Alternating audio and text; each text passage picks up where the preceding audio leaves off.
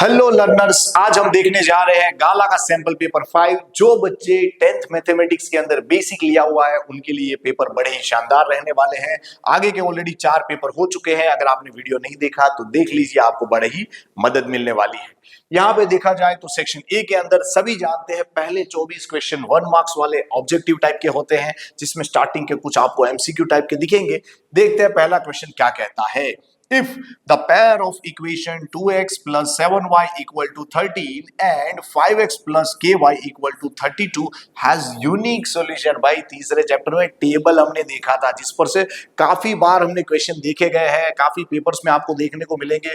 यहाँ पे उन्होंने उसी टेबल पर से कहा है यूनिक सॉल्यूशन। अब बच्चा जानता है कोई भी अगर दो इक्वेशन दिए हो जिसमें यूनिक सॉल्यूशन अगर उन्होंने बोला, इसका मतलब होता है a1 upon a2 not equal to b1 upon b2। अगर ऐसा आए तभी क्या होता है, यूनिक सॉल्यूशन होता है। मैंने कहा भाई यहाँ पे देखा जाए तो ये हमारा a1 है, ये a2 होता है, ये b1 है, ये b2 होता है। तो अगर मैं a1 अपॉन a2 की बात करें तो 2 upon 5 is not equal to 7 upon के।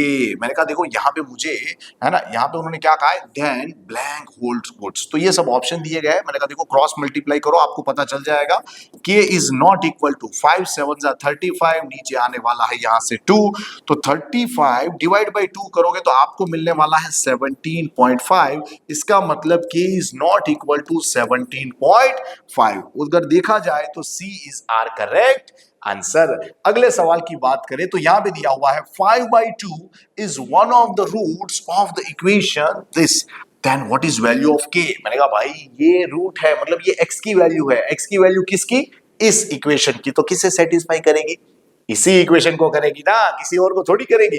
तो यानी इस वैल्यू को हम इसमें रख सकते हैं। अच्छा देखो जरा, यानी कि हो जाएगा ये 10x का स्क्वायर माइनस 29x प्लस के इक्वल टू 0। करे जी ने खाजो गर्मा गर्म 0। देखो यहाँ पे अगर देखा जाए तो x की वैल्यू देखो जरा 5/2, यहाँ पे है 5/2। मैंने कहा देखो 5 का स्क्वायर क्या हो जाता है बालों को, 25, नीचे 2 का स्क्वायर 4 माइनस 29 5 सा बच्चे कह रहे थे 145 होता है, नीचे 2 होता है प्लस के इक्वल टू 0। मैंने कहा देख भाई 2 2 जा 5 2 जा 25 5 जा होता है 125, नीचे तो मैंने कॉमन 2 लिख दिया माइनस 145 प्लस के इक्वल टू 0।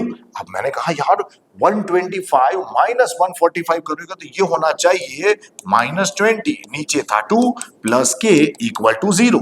मैंने कहा यार गौर से देखो 2 10 जा यहाँ पे 20 हो जाता है, -10 उधर जाएगा तो के की वैल्यू +10 आ जाएगी। तो आपका आंसर आ चुका है। यहाँ पे हम कह सकते हैं option D is our correct answer. चलिए देखते हैं अगला सवाल। अगले सवाल की बात करें तो एपी का सवाल हमें दिखाई दे रहा है, जिसमें डी की वैल्यू, एन की वैल्यू, ए एन की वैल्यू दे दी है। मैंने कहा भाई ए एन का फॉर्मूला हमें पता है, क्या होता है, A plus N minus 1 into D. A N की वैल्यू 4 है, ए की वैल्यू क्या है नहीं पता, यही तो ढूंढना है। मैंने कहा रख दे फिर एज इट इज। एन की वैल्यू देख भाई 7 माइनस 1, डी की वैल्यू देखो क्या है ये -4। मैंने कहा भाई यहाँ पे देखा जाए तो देखना जरा 7 माइनस 1 6, 6 4 जा होता है -24, क्योंकि यहाँ पे माइनस पड़ा हुआ था। इसने बोला मैं इधर जाऊं क्या, मैंने कहा चला जा चल, तो प्लस हो जाएगा। तो 4 plus 24 which is equal to 28। That means option D is our correct answer. आगे देखा जाए तो यहाँ पे दिया हुआ है 0.5, -12 लाइज ऑन सर्कल। ओहो कोई सर्कल है, उसके ऊपर कोई पॉइंट लाइज कर रहा है। क्या कर रहा, कौन सा पॉइंट है वो, 5, -12, जिसका नाम मैंने ए रख लिया। With origin as a center. ओहो सेंटर जो है वो ओरिजिन है, O of 0 0। Then the radius of circle is what. मैंने कहा रेडियस तो यही वाली हुई ना, हाँ। तो मैंने कहा देखो radius r equal to O A, जिसमें डिस्टेंस फॉर्मूला लगाएंगे तो यहां हो जाएगा अंडर रूट में x1 minus x2 whole square plus y1 minus y2 whole square. अच्छा मैंने कहा भाई 5 का स्क्वायर 25 होता है, 12 का स्क्वायर 144, दोनों का प्लस करेंगे तो ये कितना हो जाता है 169, जिसका रूट होता है 13। That means C is your answer. चलिए बढ़ते हैं अगले सवाल की ओर। अगला सवाल यहाँ पे दिया हुआ है cos की पावर 4 थीटा माइनस sin की power 4 theta equal to blank. आप जरा देखना कुछ सवाल बड़े ही आसान आ रहे हैं, उसको अगर आपको आता हो तो पोज करके डेफिनेटली खुद ट्राई कीजिएगा, क्योंकि वो आपसे फटाफट बन जाएंगे तो आप अगले सवाल की ओर बढ़ सकते हो। यहां पे अगर देखा जाए तो देखो ये मुझे दिख रहा है cos स्क्वायर का स्क्वायर माइनस ये मुझे दिख रहा है sin स्क्वायर का स्क्वायर। मैंने कहा यार ये a square minus B square है, क्या होता है ये? अरे बच्चे ने कहा सर ये हो जाएगा a माइनस बी इंटू में यहां हो जाता है a प्लस बी। मैंने कहा गौर से देख भाई, ये sine square plus cos square है जिसका आंसर क्या होता है 1। अच्छा तो तेरा आंसर क्या आएगा भाई? ये आएगा cos square theta minus sine square theta. अच्छा that means C is your answer. Yes.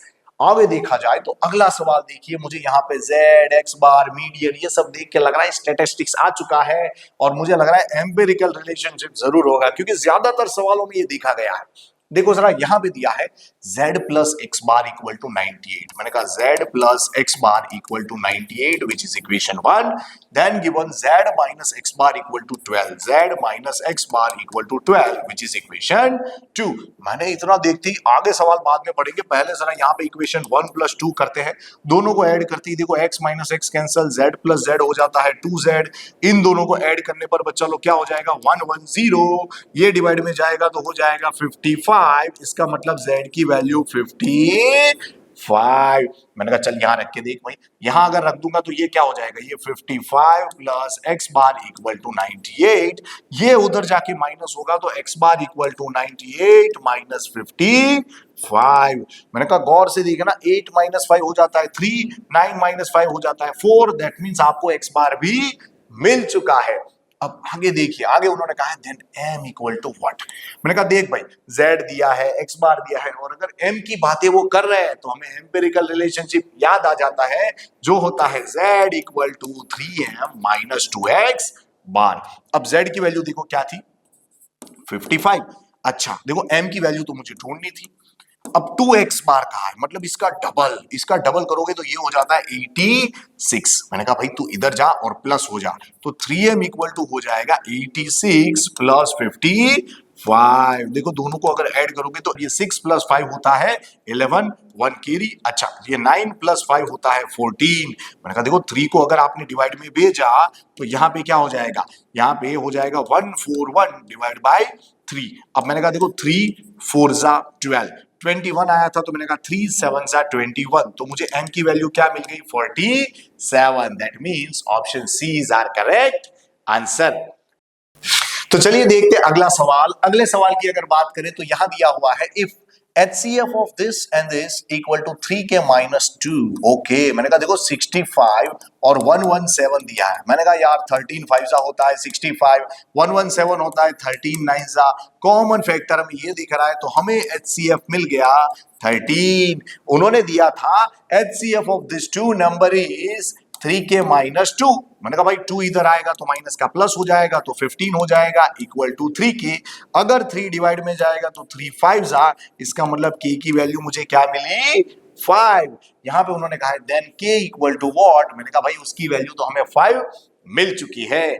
अगले सवाल की बात करें तो यहां पे दिया है the product of zeros of this polynomial is -1/3 then k equal to what. मैंने कहा प्रोडक्ट ऑफ जीरोस मतलब अल्फा इंटू बीटा। बच्चे ने कहा सर ये तो होता है c अपॉन a। मैंने कहा इसकी वैल्यू देखो क्या दी है -1/3। मैंने कहा c यहां पे देखा जाए तो मुझे k दिख रहा है, a की वैल्यू देखा जाए तो 6 दिख रही है। अच्छा देखो ये उधर जाएगा तो k की वैल्यू हो जाएगी -6/3, जिसे 3 2 जा बुलाने पर आपको आंसर क्या मिल जाएगा, k की वैल्यू -2। अगले सवाल की अगर चर्चा की जाए तो अगला सवाल कहता है इन 80 मार्क्स टेस्ट मैथमेटिक्स, मतलब मैथमेटिक्स की टेस्ट है, the probability of राइना score 80 out of 80 is what. देखो अब बच्चा जानता है कि प्रोबेबिलिटी अगर हमें ढूंढनी हो तो टोटल आउटकम कितने पॉसिबल है। मैंने कहा देख रहा ध्यान से देखना 80 मार्क्स की एग्जामिनेशन, कुछ को लगता है टोटल पॉसिबल आउटकम हो जाएंगे सब जी 80। मैंने कहा गलत जवाब। ध्यान से देखिए 0 मार्क्स भी आ सकता है उसमें से, मतलब कि 0 1 2 से लेके अगर 80 करोगे तो टोटल आउटकम हो जाते हैं 81। उसमें से 80 आउट ऑफ 80 आने के चांसेस कितने हैं? ओनली 1, क्योंकि 80 एक ही नंबर है हम कह सकते हैं, इसलिए favourable outcome 1 out of 81। That means this is our correct answer. आगे देखा जाए तो यहां पे दिया है tan square theta minus sec square theta equal to what. मैंने कहा यार इसके जैसी एक चीज देखी थी हमने, sec square minus tan square, यहां उससे उल्टा लिखा हुआ है, तो एक काम करते हैं माइनस को बाहर निकालते हैं, ये हो जाएगा sec square theta minus tan square theta. मैंने कहा यार ये तो 1 होता है, तो ये आंसर आ गया -1। That means this is your answer.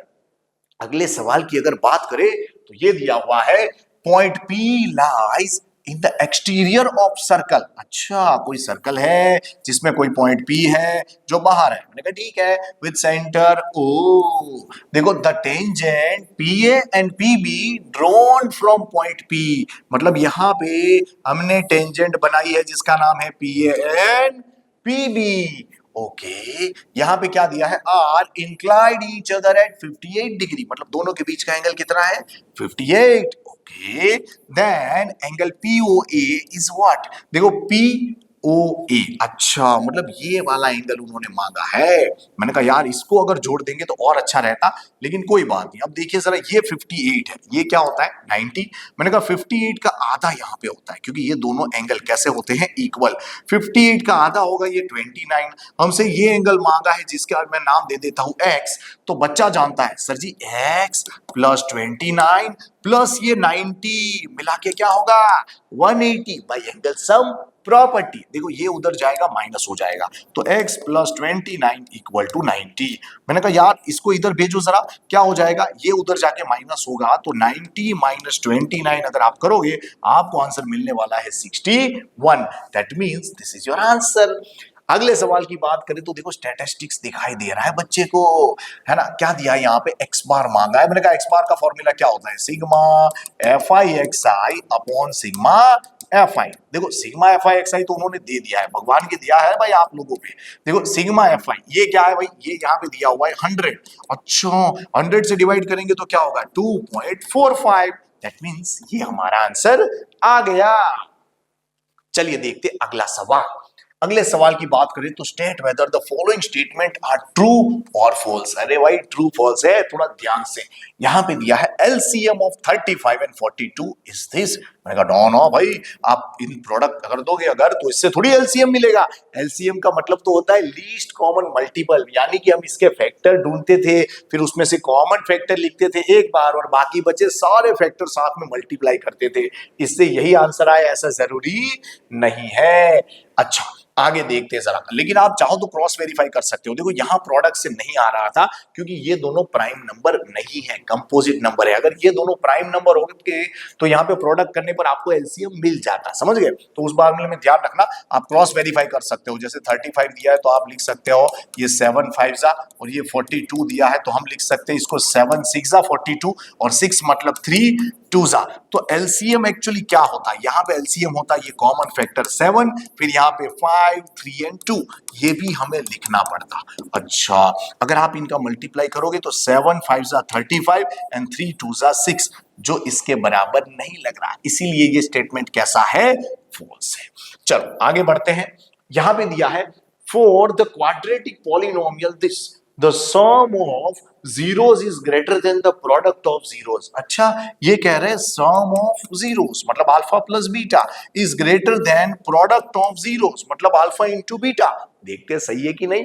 अच्छा, alpha plus beta is actually minus B upon A and alpha into beta is C upon A. अब बच्चा कह रहा था सर ए की वैल्यू 1 है, बी की वैल्यू 5 है, सी की वैल्यू 4 है, ऐसा हमें नजर आ रहा है। मैंने कहा वैल्यू रख यहाँ पे, फिर ये हो जाएगा -5, नीचे ए की वैल्यू तो 1 है, सी की वैल्यू 4 है, नीचे है 1। अब कोई भी दुनिया का बच्चा जानता है कि -5 4 से बड़ा हो जाए ऐसा तो हो ही नहीं सकता। इसका मतलब इनका स्टेटमेंट कैसा है? फॉल्स है। चलिए आगे बढ़ते हैं अगले सवाल की ओर। अगला सवाल दिया है the pair of linear equation this as well as this has infinitely many solution. मैंने कहा भाई ये भी वो टेबल जैसा ही हो गया, चैप्टर 3 में जो हमने टेबल पढ़ा था उसी के बेस सवाल है। क्या होता है वो टेबल में हमने क्या पढ़ा था, जब भी इनफाइनाइट सॉल्यूशन आए कब आते थे, a1/a2 equal to b1/b2 equal to c1/c2, ऐसा जरूर आया होगा, तभी इनफाइनाइट सॉल्यूशन होते हैं। अच्छा लेट मी चेक, यहां पे अगर देखा जाए a1/a2 मतलब 5/3, ओके, बाद में b1/b2 चेक करते हैं -15/-9, अच्छा c1/c2 मतलब 8/24/5 चेक करते हैं जरा, यहाँ पे ये मुझे लग रहा है माइनस माइनस कैंसल, 3 3 जा 5 3 जा, अच्छा यहाँ पे देखो 5 ऊपर जाता है, ये 8 3 जा ये ऊपर जाएगा, इसका मतलब यहाँ भी 5/3 और ये इक्वल टू में यहाँ भी 5/3 और इसे सिंप्लीफाई किया तो 5 ऊपर गया तो ये भी 5/3, मतलब कि आपको a1/a2 equal to b1/b2 equal to c1/c2 मिल रहा है। इसीलिए इस इक्वेशन में क्या होगा, infinitely many solution, that means this statement is true. आगे यहां पे उन्होंने दिया है प्रोबेबिलिटी, क्या बात है, P ऑफ A दिया हुआ है 3/4, तब उन्होंने कहा है P ऑफ A बार 4/3 होगा। मैंने कहा ये तो बिल्कुल गलत है सर, कैसे, अरे 4/3 ये तो देखते ही पता चल जाता है 4/3 इज ग्रेटर देन 1 और प्रोबेबिलिटी कभी 1 से बड़ी होती नहीं है, तो यहां पे तो डायरेक्टली बोल देंगे भाई तुम गलत हो। आगे दिया हुआ है answer the following question in one sentence, word और अ फिगर। चलिए ट्राई करते हैं ऐसे सवालों को। यहां पे दिया है the common difference of the AP, अच्छा मैंने कहा कॉमन डिफरेंस देखा जाए तो देखो 7 - 3 करेंगे तो भी डिफरेंस मिल जाएगा विच इज 4। यहां पे अगला सवाल दिया है at the most how many tangent can be drawn parallel to diameter of circle, अच्छा मतलब ये सर्कल का ऐसा सवाल उन्होंने पूछा कि भाई कोई भी सर्कल में आपको सपोज एक डायामीटर दिया हुआ है जिसका नाम है सपोज ए बी, यहाँ पे है सेंटर ओ, आप इस डायामीटर से पैरेलल कितनी टेंजेंट बना सकते हो। मैंने कहा मान लेते यहाँ पे मैंने एक टेंजेंट बनाई, अच्छा तो ये पैरेलल लग रही है, फिर यहाँ पे भी मैंने एक टेंजेंट बनाई तो ये भी पैरेलल लग रही है इस, अच्छा और कोई नहीं पॉसिबल है, अगर आप ट्राई करोगे कोई और टेंजेंट बनाने की तो यहाँ पे वो इस ए बी से पैरेलल होगी नहीं। तो बच्चे ने कहा सर मैक्सिमम हमें 2 टेंजेंट दिख रही है, मैंने कहा सही जवाब, तो इसका मतलब आंसर इज 2, मैक्सिमम हम 2 टेंजेंट बना सकते हैं जो पैरेलल हो डायामीटर ए बी। चलिए आगे बढ़ते हैं। A letter is chosen at a random from English alphabet। हो इंग्लिश अल्फाबेट की बात करें तो टोटल कितने लेटर होते हैं 26। यहां पे आगे दिया है find probability that a chosen letter is a vowel. Vowel कितने होते हैं ए ई आई ओ यू मतलब टोटल 5। तो अगर बात करें प्रोबेबिलिटी की तो वोवेल होने के चांसेस 5 है आउट ऑफ टोटल 26। तो आ गया आपका आंसर। अगले सवाल की बात करें तो अगला देखो मीडियन लिखा है, मतलब वापस स्टैटिस्टिक्स का सवाल। आप देखोगे तो सवाल एकदम इजी है, आप पोज करके वीडियो को खुद सवाल बनाते जाओ और अपने सवालों को चेक करते जाओ कि क्या आपके आंसर और यहाँ मैच कर रहे हैं कि नहीं। अगर नहीं कर रहे तो यहाँ से सीखते जाओ, अगर आपको अच्छा लगे तो आप अपने फ्रेंड्स के साथ भी ये वीडियोस को शेयर कर सकते हो।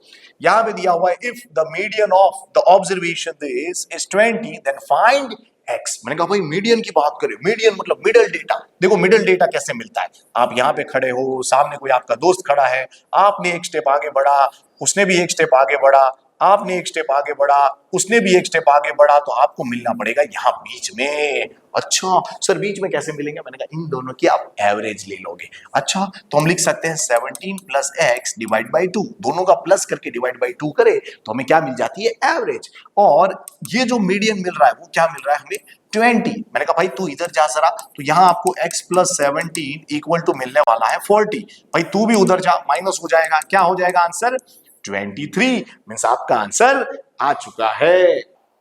चलिए देखते आगे, मैच द फॉलोइंग दिए गए हैं। देखो मैच द फॉलोइंग आप सभी जानते हो, ज्यादातर हमने जितने भी मैच द फॉलोइंग देखे सभी के सभी में क्या था भाई, फॉर्मूलाज दिए हुए थे डायरेक्ट। चलो फॉर्मूलाज दिए कि नहीं यहाँ पे भी देखते हैं। LSA ऑफ क्यूबॉइड क्या होता है, lateral surface area of cuboid, बच्चा जानता है ये होता है ट्वाइस H ब्रैकेट में L + B। मैंने कहा इसको ध्यान से देखना, इसको ये अगर ऐसे लिखा जाए ट्वाइस L + B और यहाँ पे H, तो ये क्या है ट्वाइस L + B।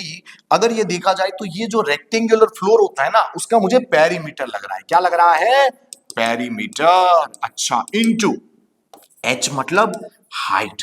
मैंने ये क्यों डिस्क्राइब किया, क्योंकि सवाल में मैंने यहाँ पे पेरीमीटर वर्ड देख लिया था। अच्छा देखो यहाँ पे लिखा है पेरीमीटर ऑफ बेस, मतलब कि ये इनटू हाइट, मतलब कि इसका आंसर ये है। नॉर्मली बच्चे लेटरल सरफेस एरिया सुन के किसी और को सिलेक्ट कर देते हैं, जबकि आंसर ये पेरीमीटर वाला है। जरा ध्यान से, ये सवाल थोड़ा सा ट्रिकी दिखा मुझे।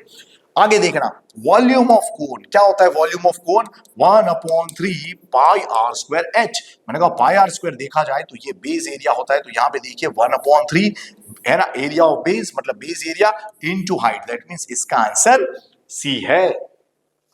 आगे देखते हैं, अगले मैच द फॉलोइंग में यहां पे दिया है सेक्टर और सेगमेंट। क्या होता है सेक्टर भाई?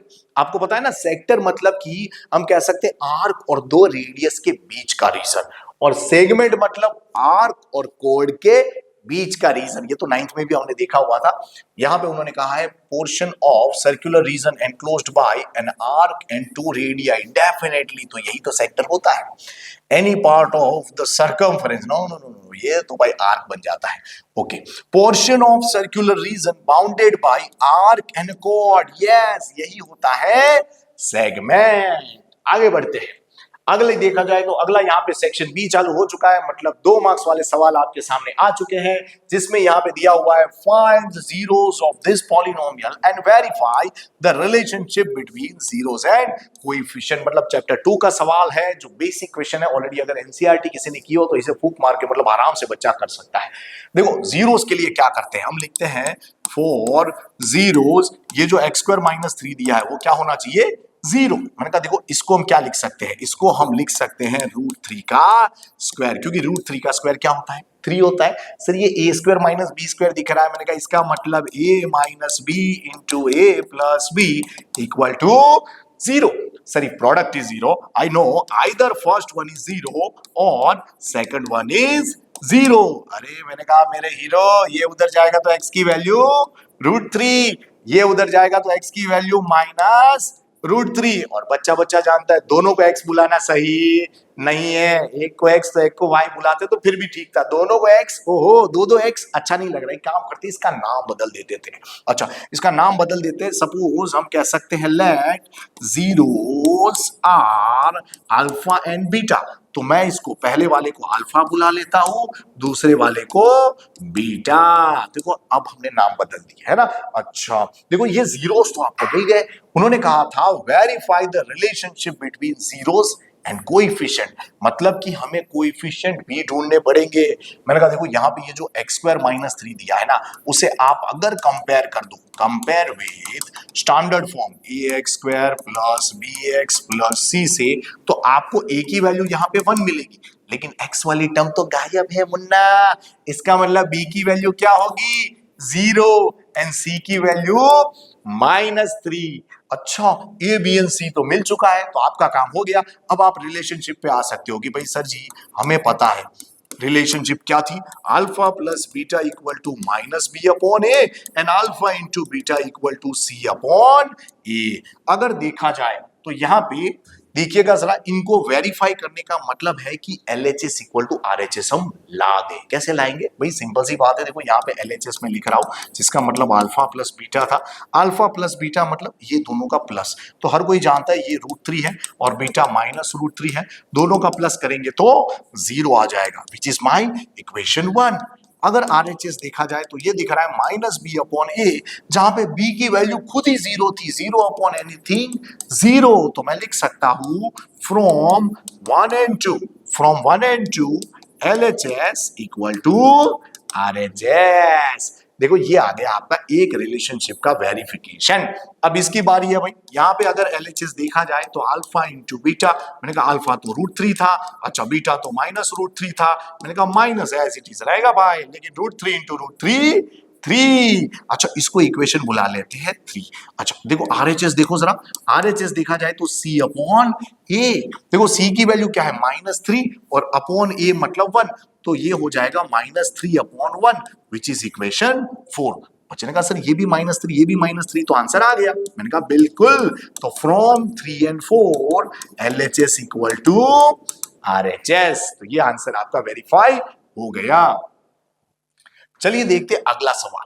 अगला सवाल दिया हुआ है find quadratic polynomial if the sum and product of zeros are this as well as this। मैंने कहा भाई sum and product of zeros दी है। sum of zeros मतलब alpha plus beta, product of zeros मतलब alpha into beta, which is given as -1/4 and 1/4। मैंने कहा बढ़िया बात है भाई। देखो सभी जानते हैं alpha plus beta is -b/a and alpha into beta is c/a। तो बच्चे ने कहा सर यहाँ नीचे हमें डिनोमिनेटर सेम दिख रहा है, a के सामने 4 दिख रहा है, तो इससे हमें शक हो रहा है a की वैल्यू 4 होगी। मैंने कहा बिल्कुल है ना, यही होगा। अब देखो माइनस माइनस कैंसिल होगा तो b की वैल्यू आपको शायद 1 दिख जाएगी और c की वैल्यू भी आपको 1 दिख जाएगी। जब भी आपको a b एंड c दिखे तो मुझे बताइए स्टैंडर्ड फॉर्म क्या था क्वाड्रेटिक पॉलिनोमियल का। तो बच्चा कहता है सर हमें पता है p of x equal to होता है ax² plus bx plus c, जहां पे a की वैल्यू अगर मैं 4 रख दूंगा, b की वैल्यू 1 रखेंगे तो 1 इंटू x और c की वैल्यू 1 रखेंगे तो एज इट इज 1 आएगा। इसका मतलब हमारा आंसर आ चुका है 4x² प्लस x प्लस 1। आगे देखते हैं अगले सवाल की ओर। अगला सवाल दिया है find value of k for which the quadratic equation has real and equal roots। The quadratic equation has real and equal roots। भाई real and equal roots कब होते थे? जब डिस्क्रिमिनेंट क्या हो? 0। अच्छा देखो ये तो क्वाड्रेटिक इक्वेशन अच्छा दिख ही नहीं रहा भाई मुझे, तो एक काम करते हैं इसको अंदर मल्टीप्लाई कर देते हैं। ये अंदर जाएगा तो kx² minus 2kx plus 6 equal to 0। तो बच्चे ने कहा सर इसे अगर कंपेयर करेंगे ना ax² plus bx plus c से तो आपको a की वैल्यू k मिलेगी, b की वैल्यू -2k मिलेगी एंड c इज 6। अच्छा सर आपको पता है क्या यहाँ पे उन्होंने दिया था roots are real and equal, इसका मतलब होता है d इक्वल टू 0। मैंने कहा डिस्क्रिमिनेंट 0 मतलब b² minus 4ac equal to 0। अरे मेरे हीरो b की वैल्यू तो रख। अच्छा 4ac equal to 0। a and c की वैल्यू देखो जरा, a की वैल्यू k, c की वैल्यू 6। अब मेरी इच्छा थी कि मैं k को बाहर निकालूं लेकिन थोड़ी देर रुक जाती है। आप मुझे बताइए -2 का स्क्वायर होगा 4k² minus 4 6 24k equal to 0। अब बच्चों ने कहा सर यहां से k बाहर निकालिए। मैंने कहा 4 भी मैं बाहर निकालूंगा तो मैं 4k बाहर निकालता हूं। क्या निकालता हूं? 4k को बाहर निकालते हैं। अच्छा तो यहां बचेगा बाद में एक k माइनस, देखो 4 चला गया तो 4 6 24, तो यहां 6 बचेगा। अब मैंने कहा if product is 0 we can say either first one is 0 और सेकंड वन इज 0। अरे भाई ये 4 डिवाइड में जाएगा तो k की वैल्यू 0, ये उधर जाएगा तो k की वैल्यू 6। तो यानी कि आपका आंसर आपके सामने है। अब देखिएगा यहां पे अगर देखा जाए तो k की वैल्यू 0 अगर आपने यहां रख दी तो ये सब 0 हो जाता है, फिर तो ये क्वाड्रेटिक इक्वेशन का नामो निशान नहीं रहेगा। इसका मतलब इस आंसर को बाद में आप इग्नोर कर दोगे और इस आंसर को आप अपने साथ लेके चलोगे। आगे देखा जाए तो यहां पे अगला सवाल दिया है which term of this AP is its first negative term। देखो फर्स्ट नेगेटिव टर्म की बात करें तो मैंने एक काम किया, लेट nth टर्म है, क्या है वो? nth term is first negative, है ना, फर्स्ट नेगेटिव टर्म। अच्छा nth टर्म मतलब an, नेगेटिव मतलब लेस देन 0। सर an का फॉर्मूला हमें पता है a plus n minus 1 into D which is less than 0। अच्छा a की वैल्यू देखो जरा, यहाँ पे बच्चे को दिख रहा है 121, n क्या तो पता नहीं। डिफरेंस देखो जरा 117 माइनस 121 करेंगे तो -4 होगा विच इज लेस देन 0। बच्चे ने कहा सर इसे मल्टीप्लाई कर दे, कर दो भाई।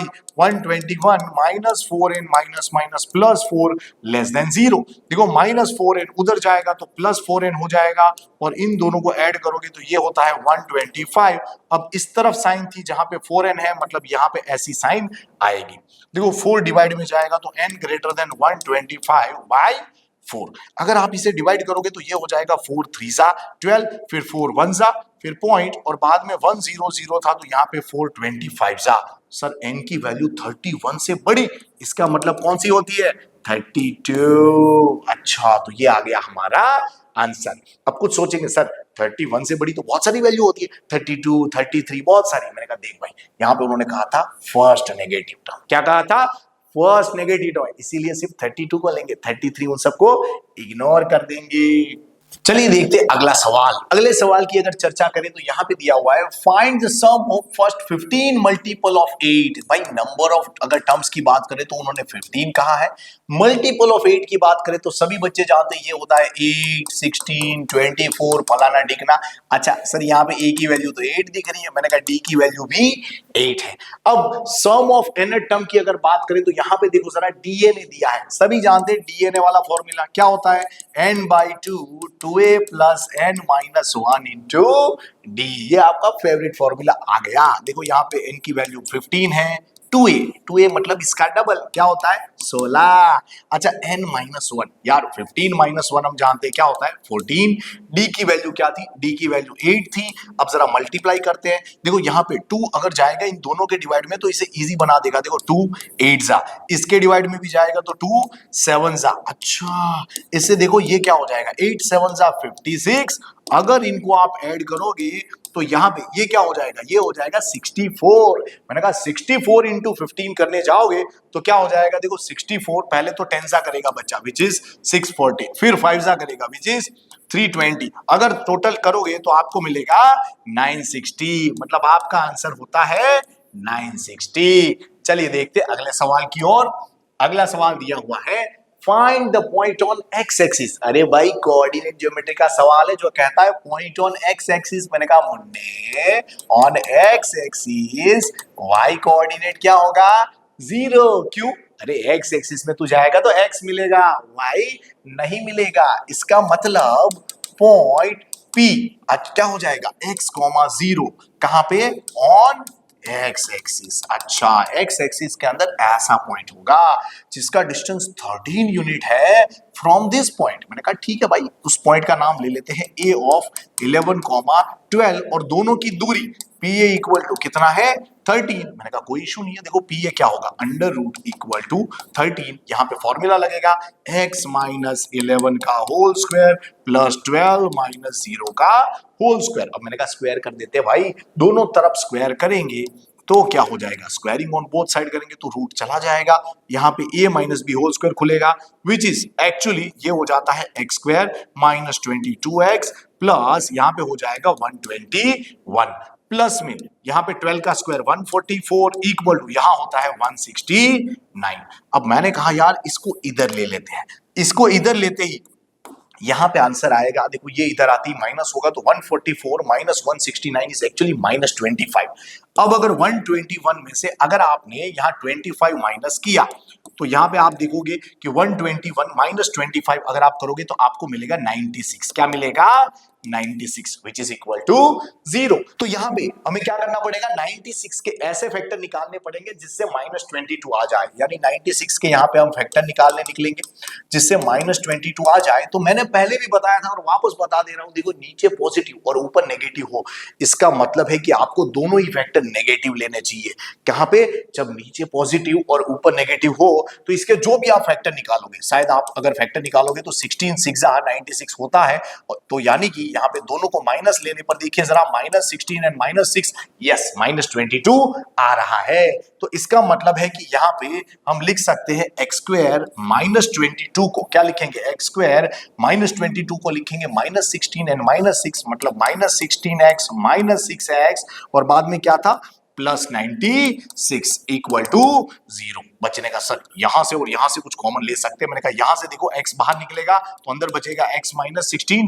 यहां पे अगर आपने माइनस 6 कॉमन लिया तो यहां पे दोनों की साइन बदल जाएगी, ये बचेगा x, ये हो जाएगा माइनस 16 इक्वल टू 0। मैंने कहा देखो भाई कॉमन फैक्टर आ गए, अगर कॉमन फैक्टर आए हैं इसका मतलब आप सही ट्रैक पे हो। तो इसे मैंने कहा बाहर निकालिए, x माइनस 16 बाहर निकलेगा, अंदर बचेगा x माइनस 6 इक्वल टू 0। मैंने कहा भाई if product is 0 either first one is 0 और सेकंड वन इज 0। ये उधर जाएगा तो x की वैल्यू 16, ये उधर जाएगा तो x की वैल्यू 6। तो ये आ गया आपका आंसर। अब बच्चा कहेगा सर कौन सा वाला आंसर रहेगा, मैंने कहा दो पॉसिबिलिटी है तो यहाँ पे आप लिख सकते हो, यहाँ पे पॉइंट क्या मिलेगा 16,0, यहाँ पे पॉइंट मिलेगा 6,0। तो ये आपके आंसर आ चुके हैं। चलिए देखते हैं अगला सवाल। अगले सवाल की बात करें तो यहां वापस कोऑर्डिनेट ज्योमेट्री का सवाल, point P of 3, B divides the line segment joining AB, अच्छा where A and B is given and dividing in 2:1। अच्छा, आगे उन्होंने कहा फाइंड वैल्यू ऑफ बी। मैंने कहा वो तो यहाँ बच्चा देखते ही समझ गया था कि सर बी को ढूंढना चाहिए। मैंने कहा बिल्कुल। देखो यहाँ पे उन्होंने लाइन सेगमेंट ए बी की बात की है, तो मैं पहले यहाँ फोटो बनाऊंगा जिसका नाम यहाँ पे मैं ए बी रख लेता हूँ। ए के कोऑर्डिनेट्स 1, 2 है। अगर बी की बात करें तो यहाँ पे 4, 5 है। उन्होंने कहा था कि यहाँ पे कोई पॉइंट पी होगा जिसके कोऑर्डिनेट यहाँ पे 3, बी है, जो इसे किस रेशियो में 2:1 में डिवाइड कर रहा है। मैंने कहा कोई इशू नहीं है। देखो यहाँ ध्यान से देखा जाए तो मुझे ऐसा लग रहा है ये हमारा x1 y1 है, ये हमारा x, y है, और ये हमारा x2 y2 है, और ये जो 2:1 है ये हमारा m:n है। तो बच्चा जानता है जब भी रेशियो दिया हो तो p ऑफ x y का फॉर्मूला क्या होता है? सिंपली बच्चा जानता है ये होता है mx2 plus nx1 upon m plus n। यहां पे हो जाएगा my2 plus ny1 upon m plus n। और मैंने आपको पहले भी कहा था, आज वापस कह रहा हूं कि जब भी सेक्शन फॉर्मूला आए उसमें आप mn की वैल्यू रखिए पहले, ताकि आपसे कोई गलती ना हो। तो चलिए उस हिसाब से जाते हैं। यहाँ पे p ऑफ x, y की वैल्यू तो मेरे पास पड़ी थी तो रख देते हैं, ये 3, b। अच्छा, एम एन क्या था वो 2 and 1, तो यहां आ जाएगा 2 bracket 1 bracket 2 plus 1 2 bracket 1 bracket 2 plus 1। तो अगर आप इस तरीके से वैल्यू रखोगे तो आपको थोड़ा अच्छा रहेगा, आपके गलती होने के चांस कम हो जाएंगे। फिर बाद में x2 x1 कहा है, इसलिए x की कोऑर्डिनेट्स और y कोऑर्डिनेट्स की वैल्यू पीछे से उठानी है।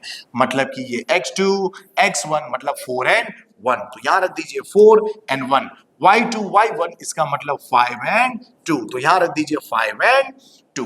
अब बच्चे ने कहा सर हमें तो b की वैल्यू चाहिए। मैंने कहा बिल्कुल, तो आप एक काम कीजिए b की वैल्यू को कंपेयर कर दीजिए, तो b इक्वल टू क्या हो जाएगा? अब देखिए 2 प्लस 1, नीचे तो 3 दिख रहा है मुझे।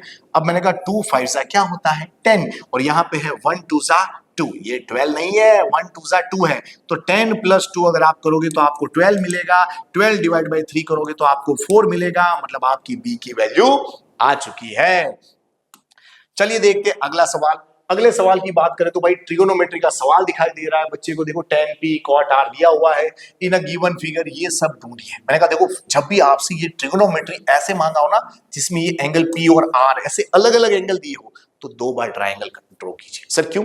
अरे भाई गलती होने के चांस कम हो जाएंगे। देखिए जरा आपको एक बात बता दूं, इस लाइन के बारे में आपको पहले पता नहीं, पहले इसको ढूंढ लेते हैं। थोड़ी देर के लिए इसको बुला रहा हूं मैं, यू आर माई एक्स। तो यहां पे पाइथागोरस थ्योरम लगेगा तो क्या हो जाएगा, ये 5 आने वाला है, ये सबको पता है क्योंकि 5 12 एंड 13 इस पाइथागोरस ट्रिपलेट जिसे हमने 8th में भी पढ़ा हुआ है। लेकिन फिर भी अगर किसी को ना पता हो तो बता दूं, यहाँ पे पाइथागोरस थ्योरम क्या कहता है। बाय पाइथागोरस थ्योरम क्या होता है, 13 का स्क्वायर इक्वल टू 12 का स्क्वायर प्लस x का स्क्वायर। ये उधर जाएगा तो आपको x का स्क्वायर क्या मिलेगा, ये होता है 169 माइनस 144, तो x स्क्वायर इक्वल टू 25। अच्छा इसका मतलब दोनों तरफ रूट लेंगे तो x की वैल्यू क्या मिलेगी 5, मतलब ये आपको 5 तो मिल गया।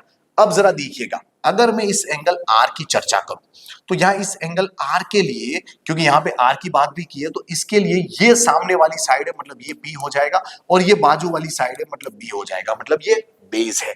अगर मैं यहाँ पे कॉट R ढूंढने की कोशिश करूं तो क्या होता है, कॉट का मतलब क्या होता है B अपॉन P, इसका मतलब B अपॉन P का मतलब 5/12, तो यहाँ पे मिलेगा 5/12।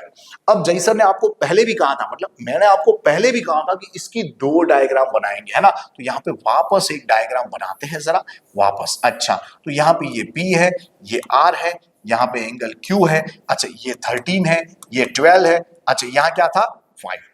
अब उन्होंने देखो tan p कहा था, तो ये p एंगल के लिए अगर देखा जाए तो ये ऑपोजिट साइड है, और ऑपोजिट साइड को हम परपेंडिकुलर साइड यानी कि p बुलाते हैं, और ये बाजू वाली साइड मतलब ये हमारा b हो जाता है। तो इस केस में अगर आप tan p ढूंढने जाओगे तो tan का फॉर्मूला p/b होता है, मतलब ये हो जाएगा 5/12। सर ऐसा करने से क्या फायदा होगा? मैंने कहा आपका आंसर सही आएगा और आपसे गलती होने के चांसेस कम हो जाएंगे। अब देखिए जरा क्या मांगा है उन्होंने, सिंपली मांगा है tan p minus cot r, और tan p की वैल्यू आपको मिली थी 5/12, cot r की भी 5/12। यहाँ पे आप देख सकते हो दोनों की वैल्यू सेम मिली थी, तो भाई साहब प्लस माइनस कैंसिल हो गया, आपको आंसर क्या मिलेगा 0। चलिए देखते हैं अगला सवाल। अगला एक और सवाल ट्रिगोनोमेट्री का आसान सवाल, इस टाइप का एक सवाल ऑलरेडी एनसीईआरटी में दिया गया है, सिर्फ थोड़ा सा अंतर है शायद इससे। तो यहाँ पे आप देख सकते हो वैसे ही क्वेश्चन आ रहे हैं, मतलब बच्चे ने अगर अच्छे से तैयारी की हो तो इससे पेपर में वो आउट ऑफ आउट बहुत इजीली ला सकता है। देखो यहां दिया है sine of a minus b equal to 1/2। मैंने कहा यार यहां साथ में दिया है cos of a plus b equal to 1/2। मैंने कहा ये साइन की भाषा में और ये नंबर की भाषा में बहुत नाइंसाफी है, ये ऐसी नाइंसाफी नहीं चलेगी, हम दोनों को साइन की भाषा में लिखते हैं। चलो ये sine of a minus b है ना, तो इक्वल टू 1/2 साइन की कौन सी वैल्यू देती है? तो बच्चों ने कहा सर 30।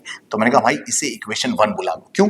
इस पर से आपको कुछ मिलने वाला है, गौर से देखना। साइन इक्वल टू साइन, इसका मतलब ये एंगल क्या होगा? इक्वल। इसका मतलब a minus b equal to 30 which is actually your equation 2। अच्छा अब देखिएगा जरा, यहां पे अगर देखा जाए cos इक्वल टू cos हो तो अच्छा लगेगा, इक्वल टू नंबर अच्छा नहीं लगता। तो ये cos of a plus b है, ये 1/2 को आप बता दीजिए cos की भाषा में क्या कहते हैं, कब 1/2 आता है? तो किसी ने कहा सर हमें पता है cos 60 पे आता है। मैंने कहा इसका मतलब cos इक्वल टू cos, तो ये एंगल भी कैसे हो जाएंगे? इक्वल। इसका मतलब a plus b equal to 60, जिसे मैं इक्वेशन 3 बुला लेता हूं। अब बच्चा जानता है कि सर जी इस दोनों इक्वेशन को हम सॉल्व कर सकते हैं, कैसे? मैंने कहा सोचो आप अगर यहाँ पे इक्वेशन 2 प्लस 3 करते हो, 2 प्लस 3 करोगे तो b minus B cancel, a plus A होते हैं 2 हो जाता है, 60 प्लस 30 90 हो जाता है, 2 अगर डिवाइड में जाएगा तो यहाँ 45 हो जाएगा, मतलब a की वैल्यू आपको 45 मिल गई। अब आप एक काम कर सकते हो, इसको कहीं पे भी रख सकते हो, जैसे इसकी वैल्यू सपोज यहाँ पे रख दूं मैं कि भाई put a equal to 45 in equation 3। तो यहाँ पे रख के देखो जरा, 45 प्लस b इक्वल टू 60, ये उधर जाती माइनस होगा, आपको b की वैल्यू क्या मिलेगी? 15। तो ये आंसर आपका आ चुका है। चलिए देखते हैं अगले सवाल की ओर। अगला सवाल क्या कहता है? 15 मीटर टॉल यूकैलिप्टस ट्री। अच्छा भाई नाम तो देखो, बायोलॉजिकल टर्म आती है भाई, मैथ्स वालों को तो भाई साहब जबरदस्त फील आती है कि ये क्या आ चुका है ना। देखो 15 metre tall tree break at the height of 5 metre from the ground. अच्छा मतलब यहां पे देखो, ये मान लेते ग्राउंड है, यहां पे ये इतना बड़ा ट्री है जिसकी हाइट कितनी है? 15 मीटर, और वो कहीं 5 मीटर से बेचारा ब्रेक हो गया। मैंने कहा ठीक है, ब्रेक हो गया तो डेफिनेटली बाकी का हिस्सा नीचे गिरेगा। देखो ये 5 था तो बाकी कितना हिस्सा था? 10 मीटर। वो नीचे गिरा, मतलब ये हाइट क्या हो गई? मतलब ये हम कह सकते हैं 90 के सामने वाली हाइपोटेनियस क्या हो गई? 10 मीटर। अब आगे उन्होंने क्या कहा है?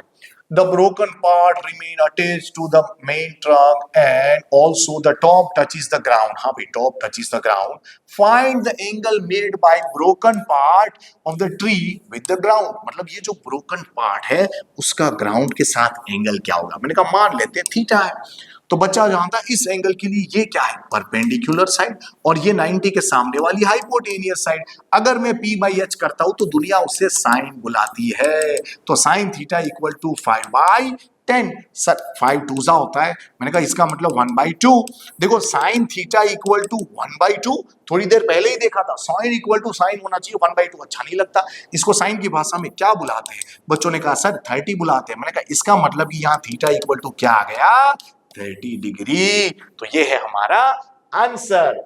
चलिए देखते हैं अगला सवाल। अगले सवाल की बात करें तो यहां पे दिया हुआ है Mayank made a bird bath for his garden in the shape of cylinder with hemispherical depression. मतलब मयंक नाम का जो बंदा है वो क्या कर रहा है भाई? बर्ड बाथ बना रहा है which is in the shape of cylinder, और जिसमें हेमिस्फेरिकल खड्डा हो। अच्छा मैंने देखा यार यहाँ पे, ये देखो जरा हाइट दी गई है, ये देखो जरा रेडियस दी गई है, और बच्चे ने नोटिस किया भाई यहाँ पे देखो यूनिट अलग है। फिर तो नोट डाउन करते हैं। देखो यहाँ पे h की वैल्यू अगर देखा जाए तो ये 1.45 मीटर है, और रेडियस यहाँ पे देखा जाए तो 30 सेंटीमीटर है। मैंने कहा भाई इसे अगर डिवाइड बाय 100 करेंगे तो ये यहाँ पे किस में कन्वर्ट हो जाता है? मीटर में। मैंने कहा 0 0 कैंसल, तो r इक्वल टू हो जाएगा 0.3 मीटर। अगर देखा जाए तो यहाँ पे रेडियस मिल चुका है, एच मिल चुका है, उन्होंने क्या दिया है, देखो height of the cylinder is this, radius is this, okay, find total surface area of bird bath. मैंने कहा देखो अगर इसके सरफेस एरिया की बात करें तो यहाँ पे क्या होता है, ये जो अंदर का हिस्सा होता है ना, ये यहाँ पीछे से खाली होता है, यहाँ पे हम कह सकते हैं यहाँ हमें कर्व एरिया दिखेगा, एज वेल एज ये हम कह सकते हैं ये कर्व एरिया दिखेगा।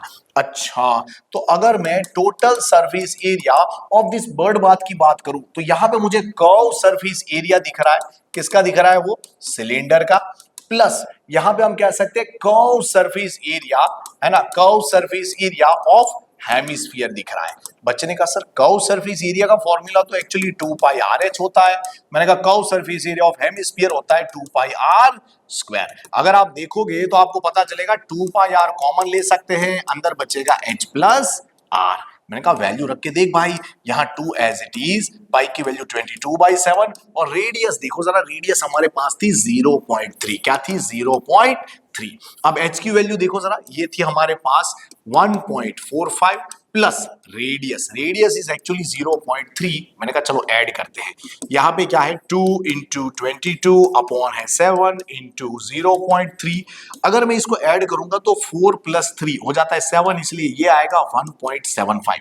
अब मैंने कहा ट्राई करते हैं 7 से कट हो सकता है कि नहीं। देखो यहाँ पे 7 2 जा 14, 14 यानी कि यहाँ पे बचेगा 3 और 5, तो ये हो जाता है 7 5 जा। अब बच्चे ने कहा सर 0.25 इंटू 2 इज 0.5, 0.5 इंटू अगर 22 करूंगा तो ये हो जाएगा 11, जिसके बाजू में था 0.3, अगर मल्टीप्लाई करेंगे तो आंसर आएगा 3.3।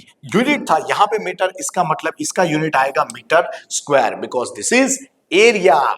आगे बढ़ते हैं अगले सवाल की ओर। अगला सवाल दिया हुआ है the radius of cone is 15 centimetre and it's base, अच्छा, इज हेमिस्फीयरिकल। मैंने कहा देखो यहां उन्होंने कहा है, कोन की बात की है जिसके बेस में यहां पे उन्होंने कहा है कि भाई कोई हेमिस्फीयर है, ओके, जहां पे उन्होंने रेडियस ऑफ कोन दी है, देखो रेडियस ऑफ कोन कितनी है 15 सेंटीमीटर। अच्छा, उन्होंने दिया है the height of cone is 40 centimetre. मैंने कहा बढ़िया बात है भाई, यहाँ पे ये है 40 सेंटीमीटर। फाइंड इट्स वॉल्यूम, मतलब ये जो आपको टॉप जैसी शेप दिख रहा है ना, या फिर हम कह सकते हैं आइसक्रीम का कोन, जिसमें एक कोन होता है ऊपर हेमिस्फीयरिकल हम आइसक्रीम डलवाते हैं, है ना, यहाँ पे उसके जैसा शेप दिख रहा है। तो बच्चा कह सकता है सर ये वॉल्यूम ऑफ, अगर ये कोन की बात करें तो यहाँ पे ये आएगा volume of cone plus volume of hemisphere. तो हम लिख सकते हैं volume of cone plus volume of hemisphere.